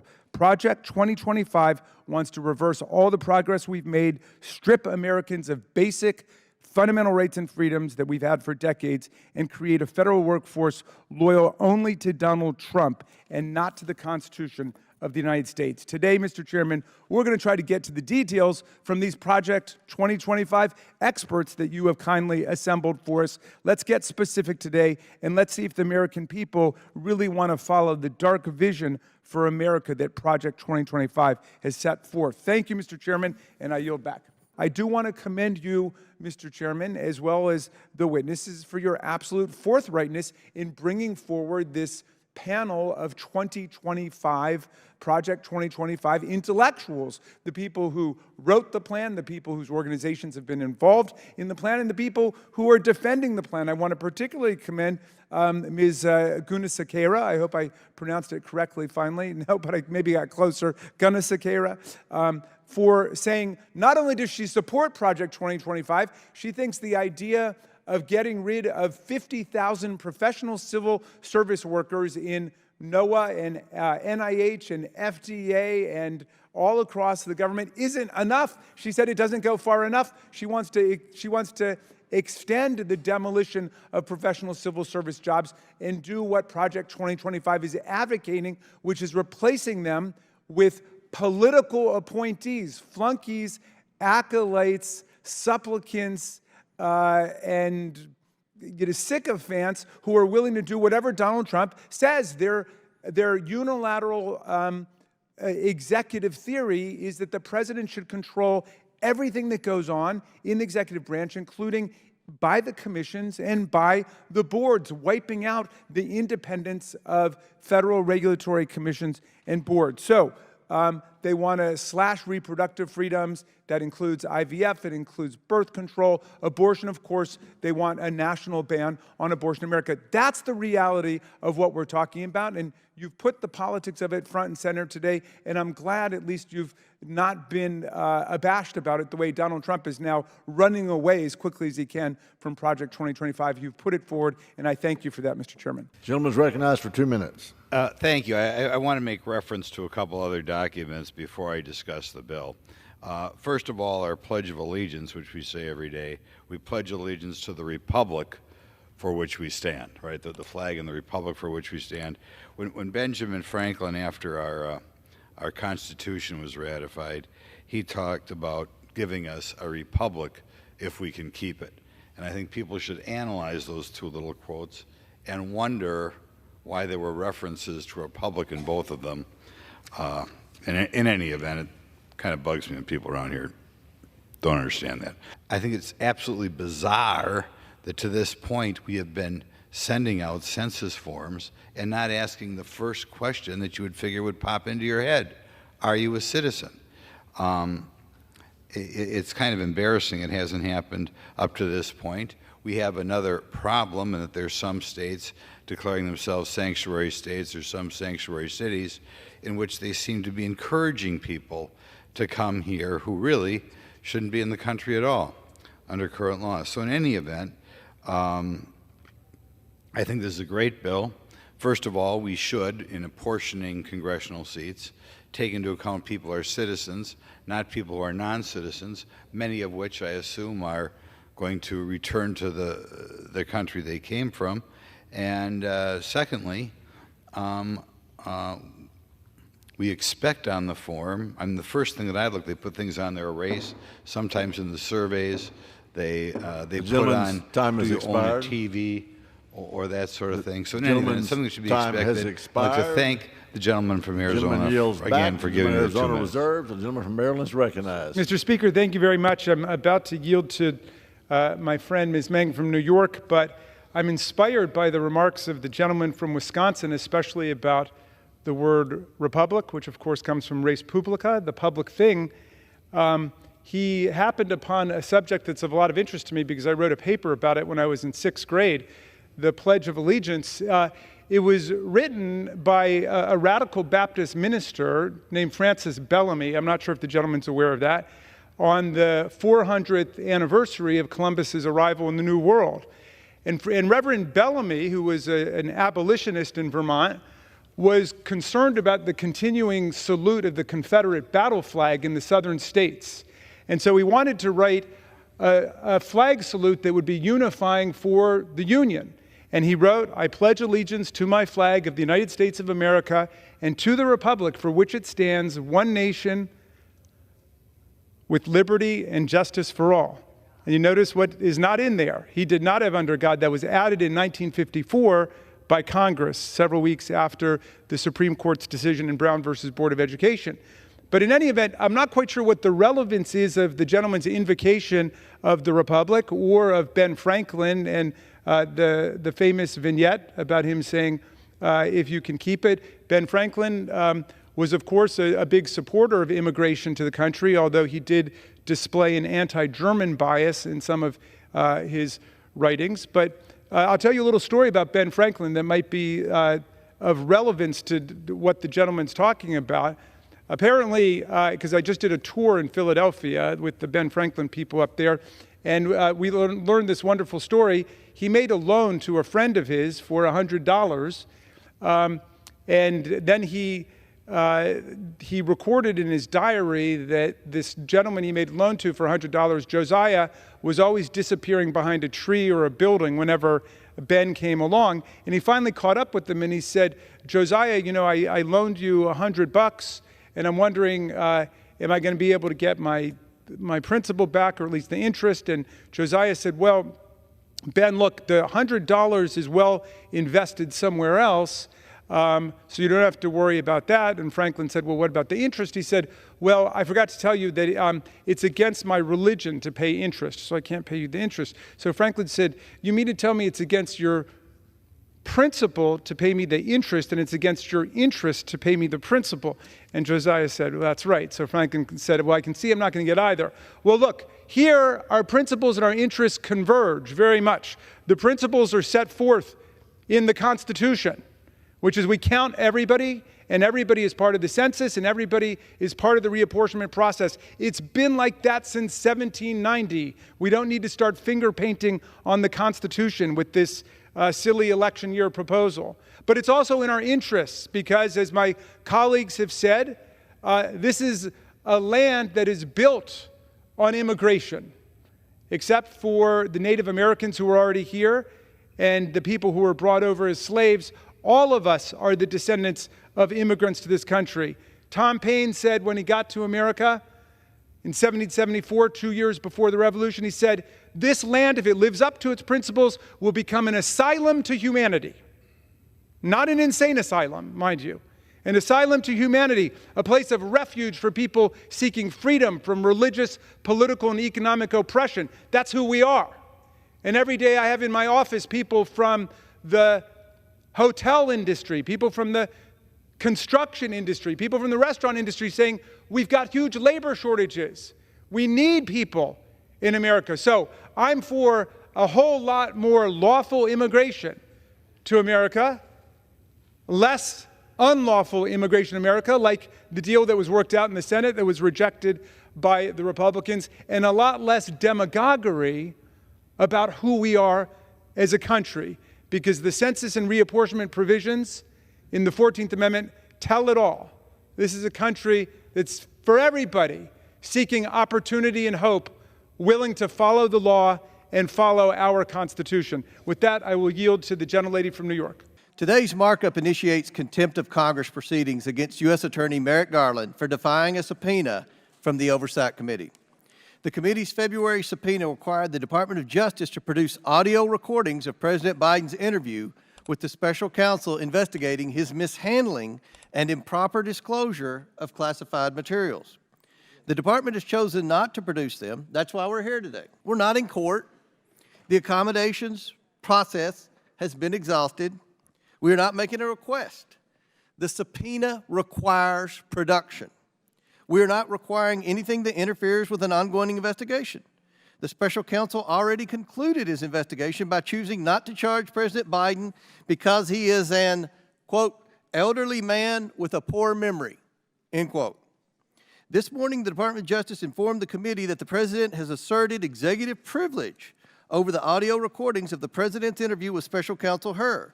President Biden's decision to withhold the audio recording from Congress is alarming. The committee has already obtained the transcript of the interview. President Biden must have something to hide because it does not make sense that he would suppress the audio if the transcript was accurate. Not long ago, a very distinguished member of this committee said, and I quote, "The lesson is, please tell your children out there in America, if you get a subpoena to go before Congress, if you get a subpoena to go to the court, go. You have a legal responsibility to go," end quote. That distinguished member was none other than Ranking Member Jamie Raskin in 2022, only 2 years ago. Now Ranking Member Raskin has spent this Congress making excuses for why people like Hunter Biden or now the Department of Justice don't have to comply with congressional subpoenas. What is the White House afraid of? Why not be transparent and open with this committee and the American people? For that matter, what are Democrats on this committee who oppose the release of these audio recordings afraid of?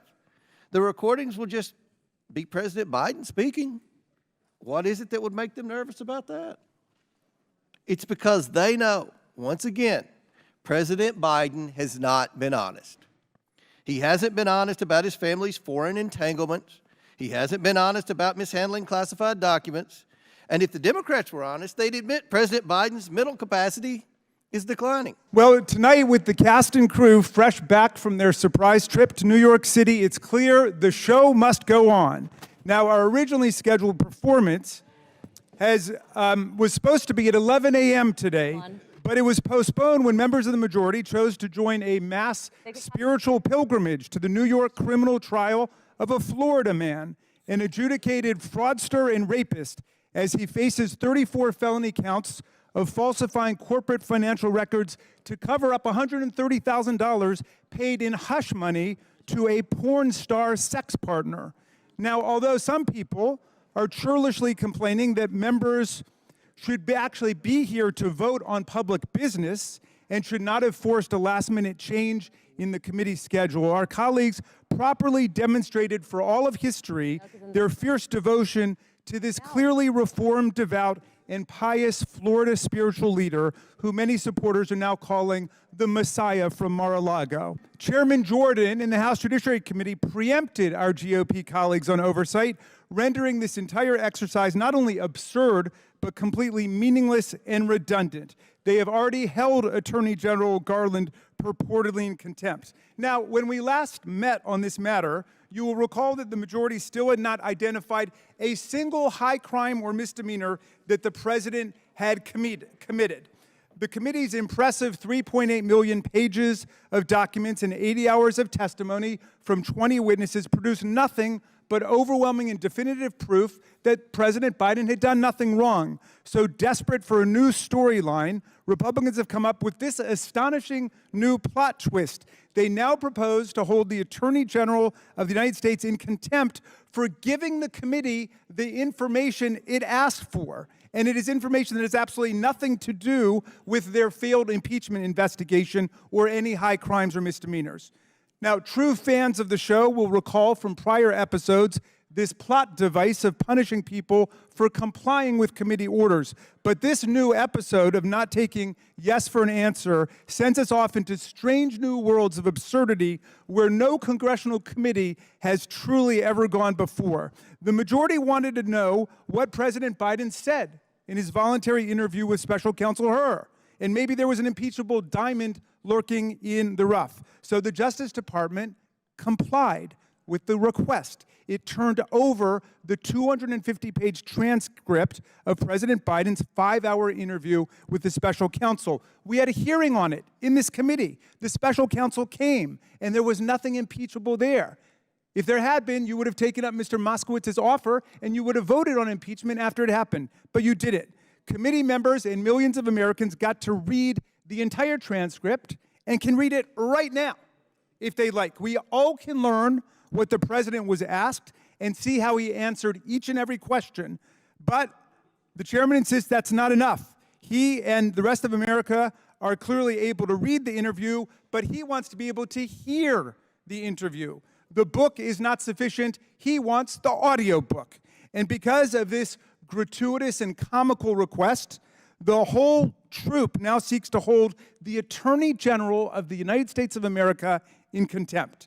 Anyone watching can grasp the fallacy cleverly tucked into this new special primetime episode. There is nothing relevant or material that our committee can learn from an audio tape, which we cannot learn from the 250 pages of the transcript. The format of the medium does not change the content of the communications. So, in this absurd twist, our friends now seek to blame the spectacular belly flop of their own impeachment probe on Attorney General Garland and his sneaky effort to obstruct the investigation by cooperating with it.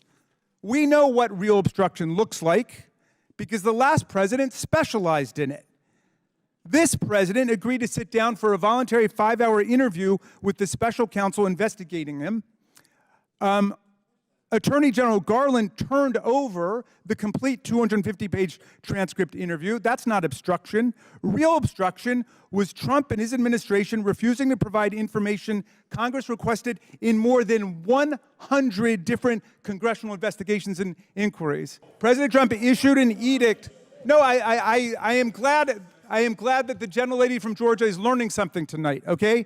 The president, I encourage her to be a good listener, and she's been a good listener. So, Mr. Chairman, the last president issued an edict directing all federal officials in his administration to categorically ignore and reject all congressional subpoenas. Do my colleagues remember that?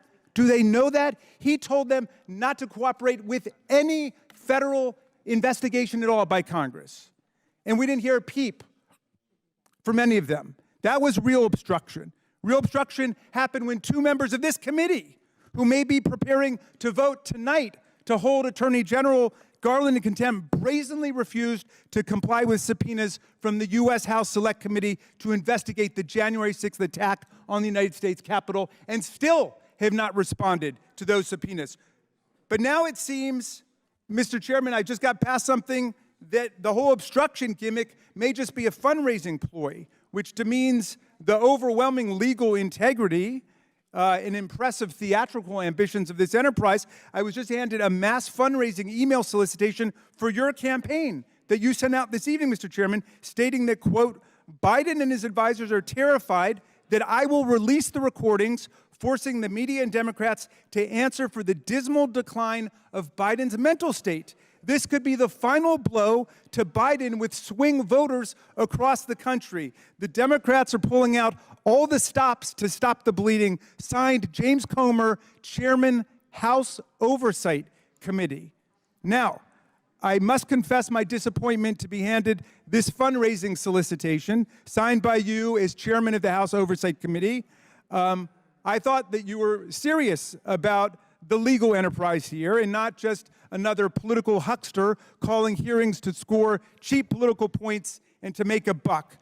Mr. Chairman, I'd like to ask unanimous consent to enter into the record the full and complete 250-page transcript of the President's interview with Special Counsel Hur, which we have now had in our committee for more than 2 months. Without objection, so ordered. And I know that some people may think this is a big Broadway production now with everybody's trip to the Big Apple, but it is high time to close this unhinged series and get back to some semblance of the people's work. I want to start by humbly suggesting that the majority needs someone new working on legislative acronyms for these messaging bills. This is the DC Crimes Act, which stands for the DC Reforms to Immediately Make Everyone Safe Act of 2024. Immediately make everyone safe. That doesn't sound like legislation.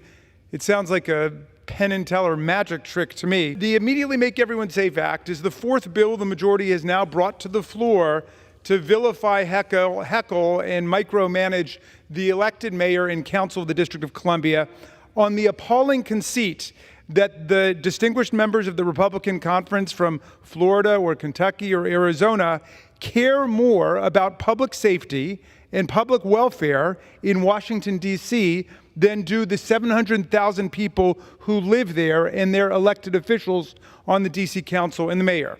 But this one is even more sweeping and radical than the prior bills. It doesn't simply overturn one specific current D.C. law. It permanently strips D.C. of authority over any of its criminal laws, making this legislation, perhaps inadvertently, I concede, the largest proposed rollback of D.C.'s authority to govern itself in nearly 30 years. Now, our colleagues may be shocked to learn during this debate what exactly it is they're being asked to vote for today. At the Rules Committee meeting yesterday, I asked the Republican members whether they understood what this bill actually does if you take the time to read the language. None of them seemed to know. So let me explain. The bill amends the D.C. Home Rule Act to say that the D.C. Council may not, quote, enact any act, resolution, or rule to change any criminal sentence in effect on the date of the enactment of the D.C. Crimes Act of 2024. In other words, if this bill becomes law, the D.C. Council could never increase criminal penalties again without Congress acting first,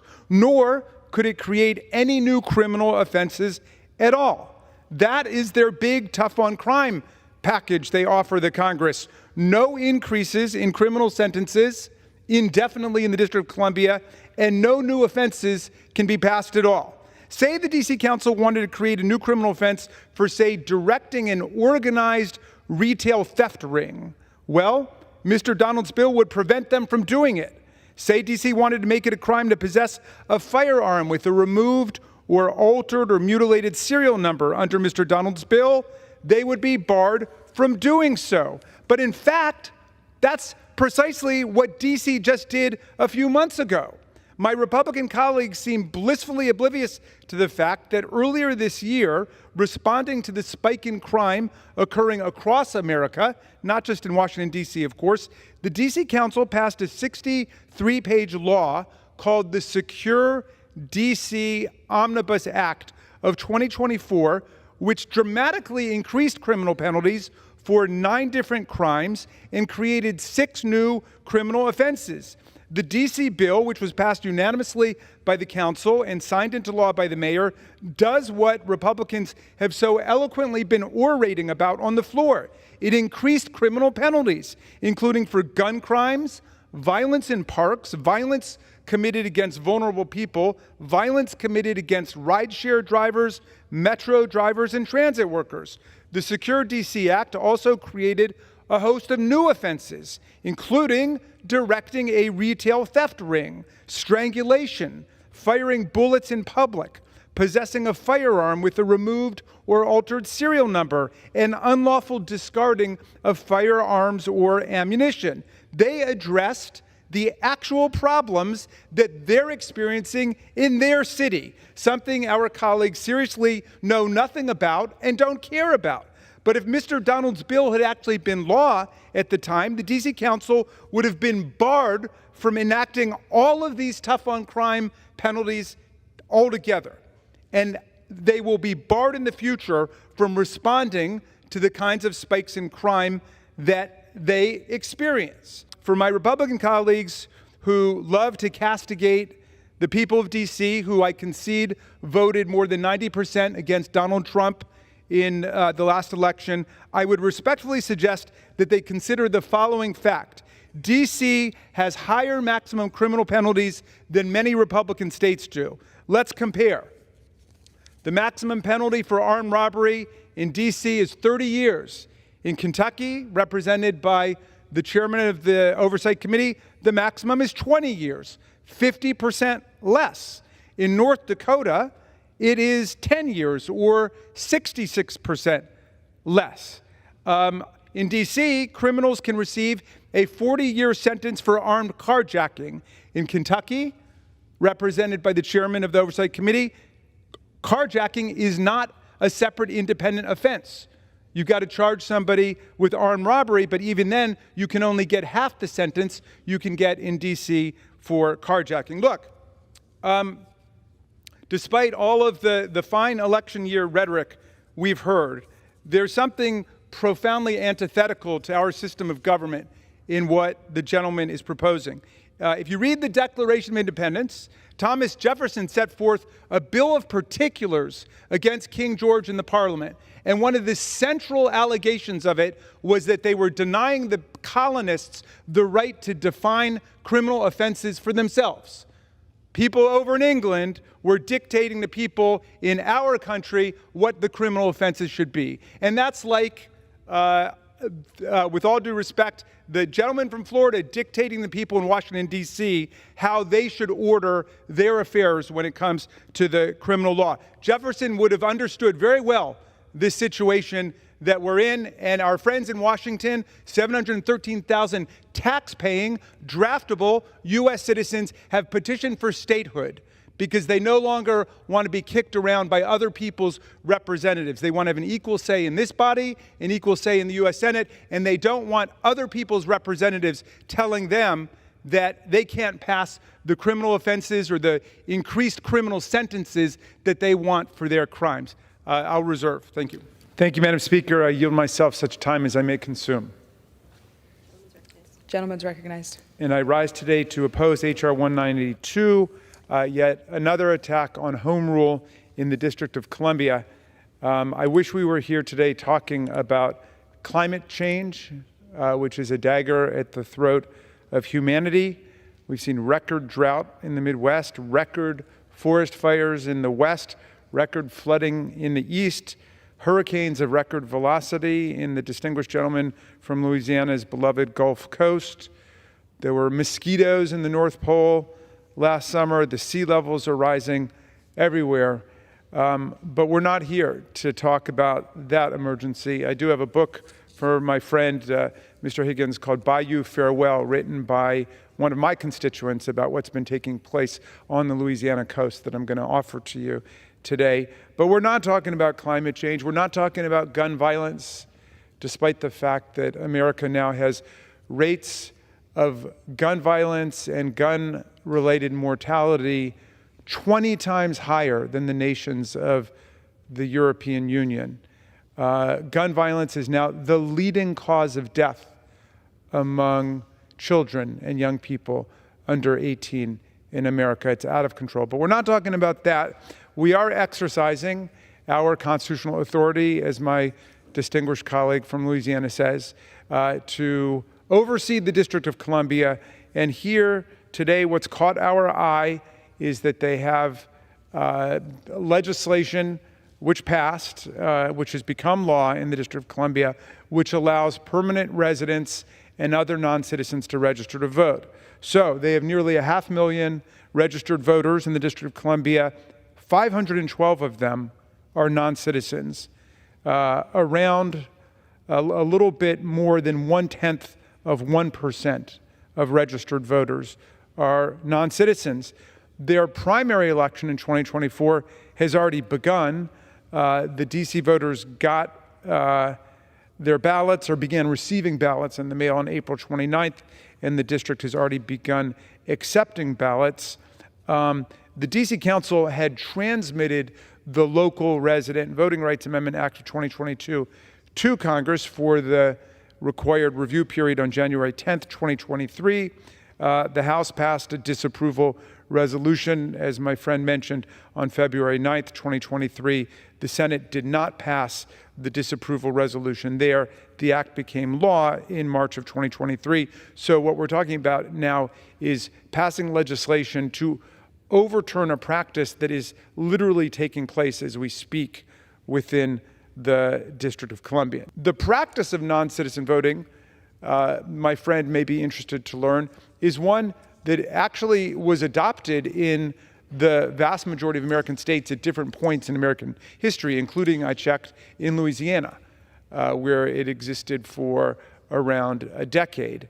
It started, as far as I could tell, with this basic premise that when the country began, there was a race qualification, there was a gender qualification, there were property, wealth, and religion qualifications in different places. But the basic logic of it was that if you are a white male property owner, it doesn't make any difference what your citizenship status is. And that lasted really up until the Civil War. The practice of alien suffrage at the local level was one that became hotly contested before the Civil War. The southern states opposed it because they said that the immigrants who were coming in, who were being given the right to vote, were anti-slavery, they were abolitionist. The northern states, and specifically the Republican Party and Abraham Lincoln, defended the practice of non-citizen voting. This was a major bone of contention geographically, sectionally in the country with legislation like the Kansas-Nebraska Act and other statehood admission struggles. Well, when the South seceded from the Union and wrote their own constitution, the very first article of the Confederate Constitution banned the practice which we're discussing in a very modified form today. They banned anybody from voting in the Confederacy who was not a citizen of the Confederacy. When the Union won the war and the secession was put down, alien suffrage spread across the country. Again, the Republican Party championed it, and they championed it in the form of something called declarant alien suffrage, which is for people who were permanent residents of the country who were on the pathway to citizenship. They were given the right to vote, especially in a lot of the western states, as those states tried to attract population westward. The practice appears to have been diminished and eliminated in a lot of places around the turn of the 20th century and before World War I. And it survives today in the form that the District of Columbia has fastened onto it for local voting. on the theory that you want people at the local level to be involved in their kids' schools and you want people to be engaged in local government. We ban non-citizen voting at the federal level, which means we also ban it at the state level because they're linked constitutionally in Article 1. So what we're talking about is non-citizen voting chosen by a local government at the local level simply for municipal elections. And the basic logic of it there, as I understand it, from just trying to read up on what the people in DC did, was that they saw that while non-citizens from Canada or Mexico, for example, shouldn't be able to vote in national elections because the interests of the United States and Canada and Mexico may diverge, at the local level, everybody presumably has the same basic interests in efficient garbage collection, excellent public schools, and so on. So that's why they've done it. It affects a relative handful of people, and I'm not quite certain why we would be engaging in legislative action to overturn it, except for the purposes of sending, some kind of message about it. The gentleman also mentioned diplomatic personnel and undocumented people. Well, as for the diplomatic personnel, a foreign passport may not be used to register to vote in the District of Columbia. The person has to have a residential address in the District of Columbia, and it cannot be an embassy or another diplomatic site because you can't register at your place of work. And I don't know whether the gentleman has actually any evidence of this happening, and I think if there were, that would be something we'd be interested in. Same thing with undocumented people. It would, of course, be crazy for an undocumented person to attach their name to a public and transparent document like a voter registration document. I don't know if they have any evidence that this has happened, but we were not able to find any evidence that there were any undocumented people doing so. In other words, the district's use of this practice for local elections and local government functions appears to be in accord with the way it's always been used, which is for permanent residents who are part of the community who are on the pathway to citizenship. Mr. Reagan, you unveiled a new rule this year, a climate regulation. The rule's designed to ensure that the majority of new passenger cars and light trucks sold in the United States are all electric or hybrids by 2032, and that's approximately 8 years from now. This is an absurd regulation on tailpipe emissions limits imposed by the EPA. Inflation is so high right now, so high. Many Americans aren't able to even buy a new car right now. They're not able to buy a home. They can hardly afford their rent. Because of the rules that you are imposing, this is going to crush Americans' ability to even be able to afford a car and send us back into the time before people could afford cars, and I can't even imagine that. Thank you kindly, Mr. Chairman, and thank you to Administrator Regan for joining us here today. It's another brutal summer in Washington, but as we say on Capitol Hill, it's not the heat, it's the stupidity. And Americans today face the accelerating ravages of the climate crisis, including extreme heat waves. Last year was the hottest year on record in more than 100,000 years. And the hottest year before that was the prior year. And the hottest year before that was the year before that. So we're talking about record extreme heat, record violent flooding, record wildfires destroying millions of acres of land in the West, record velocity hurricanes and tornadoes. And yet, a lot of our colleagues are still in denial. In fact, their Project 2025 plan for America would ban the use of the word climate change. They want to delete the possibility of even talking about climate change, much less taking any action on it. Millions of Americans are suffering the health effects of legacy pollution, dangerous air quality, and other kinds of toxic contamination. The work of the EPA has never been more urgent. Under the presidential administration of Joe Biden and Kamala Harris, the EPA has taken decisive action to put the health of the people before the profits of polluters and to confront climate change and toxic contamination of our communities. This includes new rules limiting pollution from coal and natural gas power plants. It includes a new rule limiting pollution from chemical plants that will reduce cancer risks for vulnerable communities, new rules for cars and trucks that will cut pollutants and reduce premature deaths, heart attacks, asthma, and fuel costs for Americans, and sweeping efforts to protect our population from lead and carcinogens in the drinking water. Our colleagues who support a twice-impeached convicted felon for president would have us believe that EPA's agenda is a radical one. The agenda we should be concerned about is Donald Trump's radical, anti-science, corporate polluter agenda, which he would give away to big gas and big coal and big oil for $1 billion in campaign contributions. The week before last, the Supreme Court gutted the Chevron doctrine, which will invite the justices now to impose their policy preferences over the agencies that are working to implement congressional will.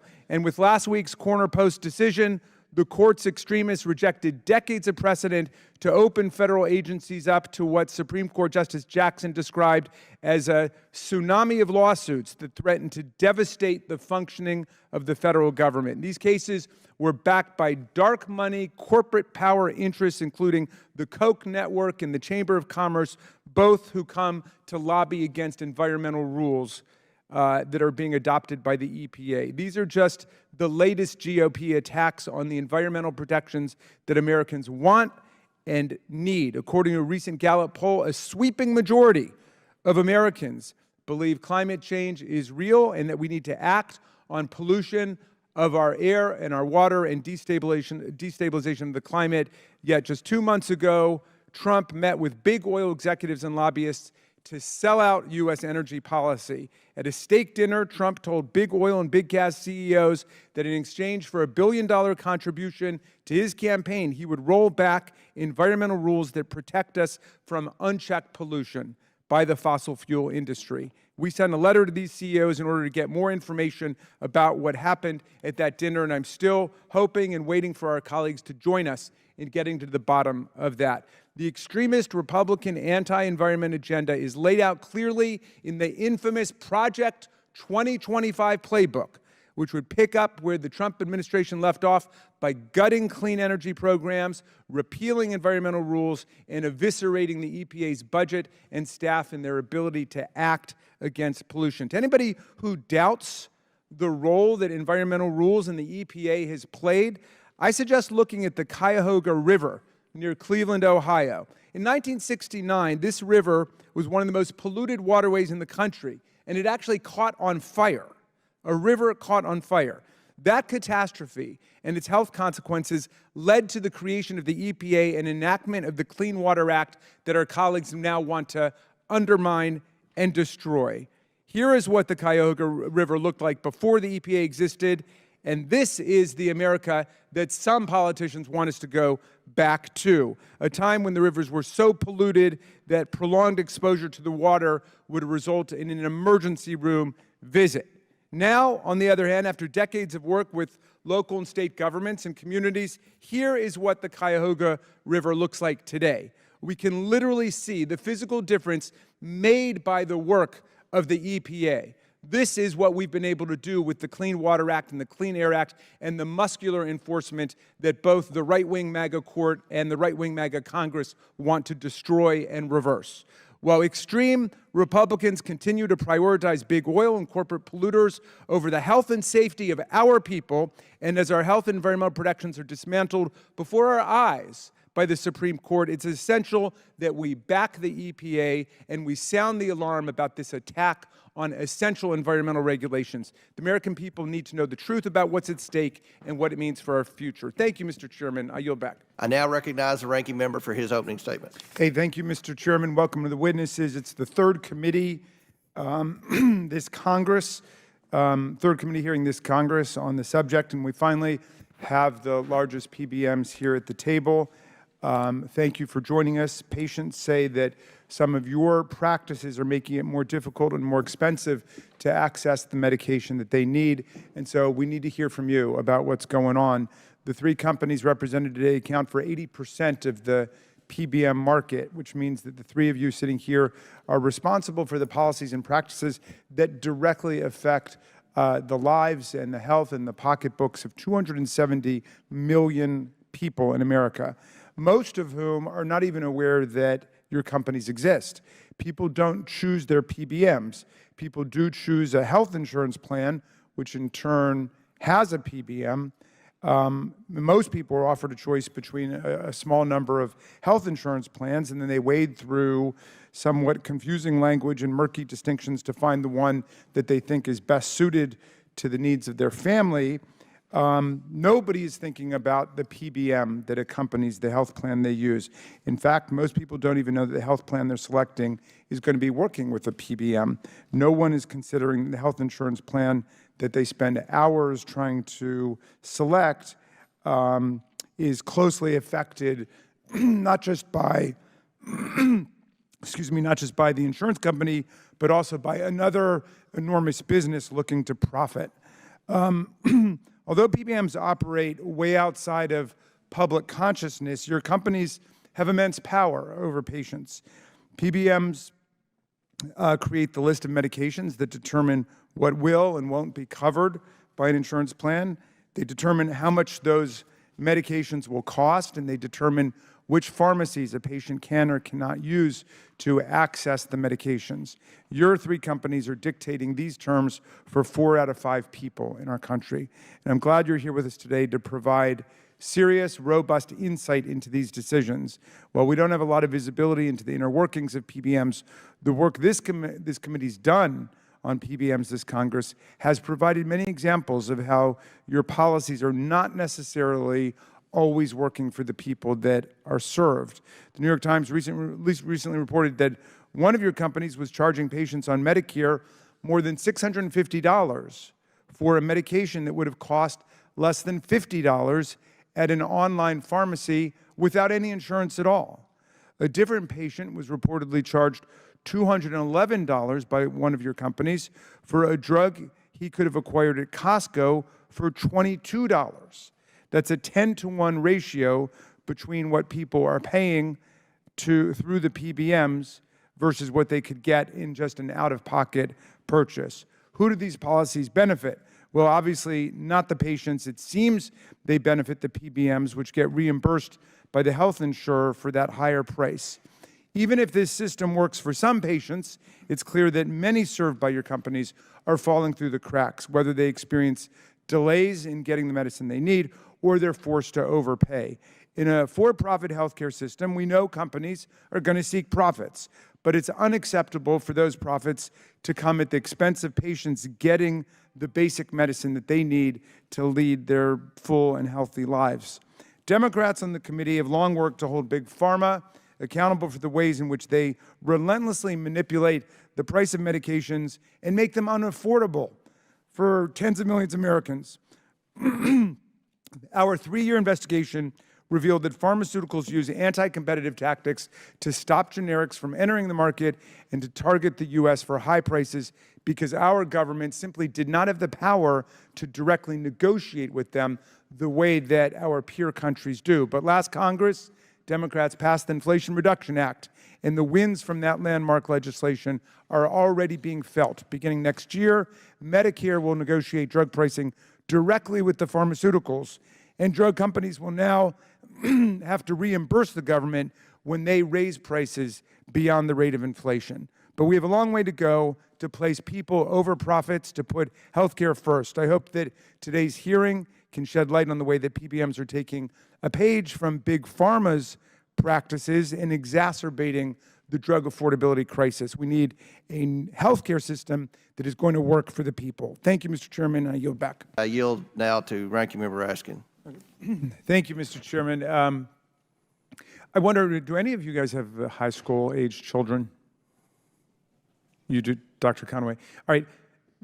So don't set this at the elementary school level, because I don't want it to be just you try and help people, but don't set it at the PhD level, but set it at the high school level. Explain to a high school student what the PBM does and what value you render in America's confusing healthcare system. Could you? Yes, so the way I would describe it to a high school student is the following. We provide lower cost drugs to the people we serve, employers, unions, state governments, others, and we provide accessible, affordable options to people. It's based on clinical evidence on what medicines are most effective, and then we negotiate for the lowest net cost transparently and provide that information both to the customer and to the patients we serve. Okay, the graphic behind me shows that when combined, the larger healthcare conglomerates to which your three companies belong control 20% of America's national healthcare expenditures, a figure that has been growing substantially. And the three PMs represented today, independent of their parent companies, are so big that you would all fall within the top 40 businesses in America by revenue. And this size means that collectively you control nearly 80% of prescription drugs dispensed in the country. The next three largest PBMs account for 5% of the market, and the remaining 60 PMs account for 6% of prescriptions managed and dispensed, okay? So, Mr. Joyner, let's take you. Excluding the two large companies represented at the table along with you today, of the 60 PBMs that account for just 6% of the market, which does CVS Caremark consider to be, say, its top three competitors? So there are a variety of competitors, 70-plus PBMs in the marketplace, all competing respectively for customers. This is a highly competitive marketplace, and we basically win and lose based off the value proposition that we present to our customers. Okay, so who would be the top three outside of the mega corporations represented? Who would be your top three competitors for that 6%? Yeah, it will depend on the market segment. So there are some Blue Cross Blue Shield solutions that compete effectively within that. So that would obviously be a competitor for that particular segment of the marketplace. Okay.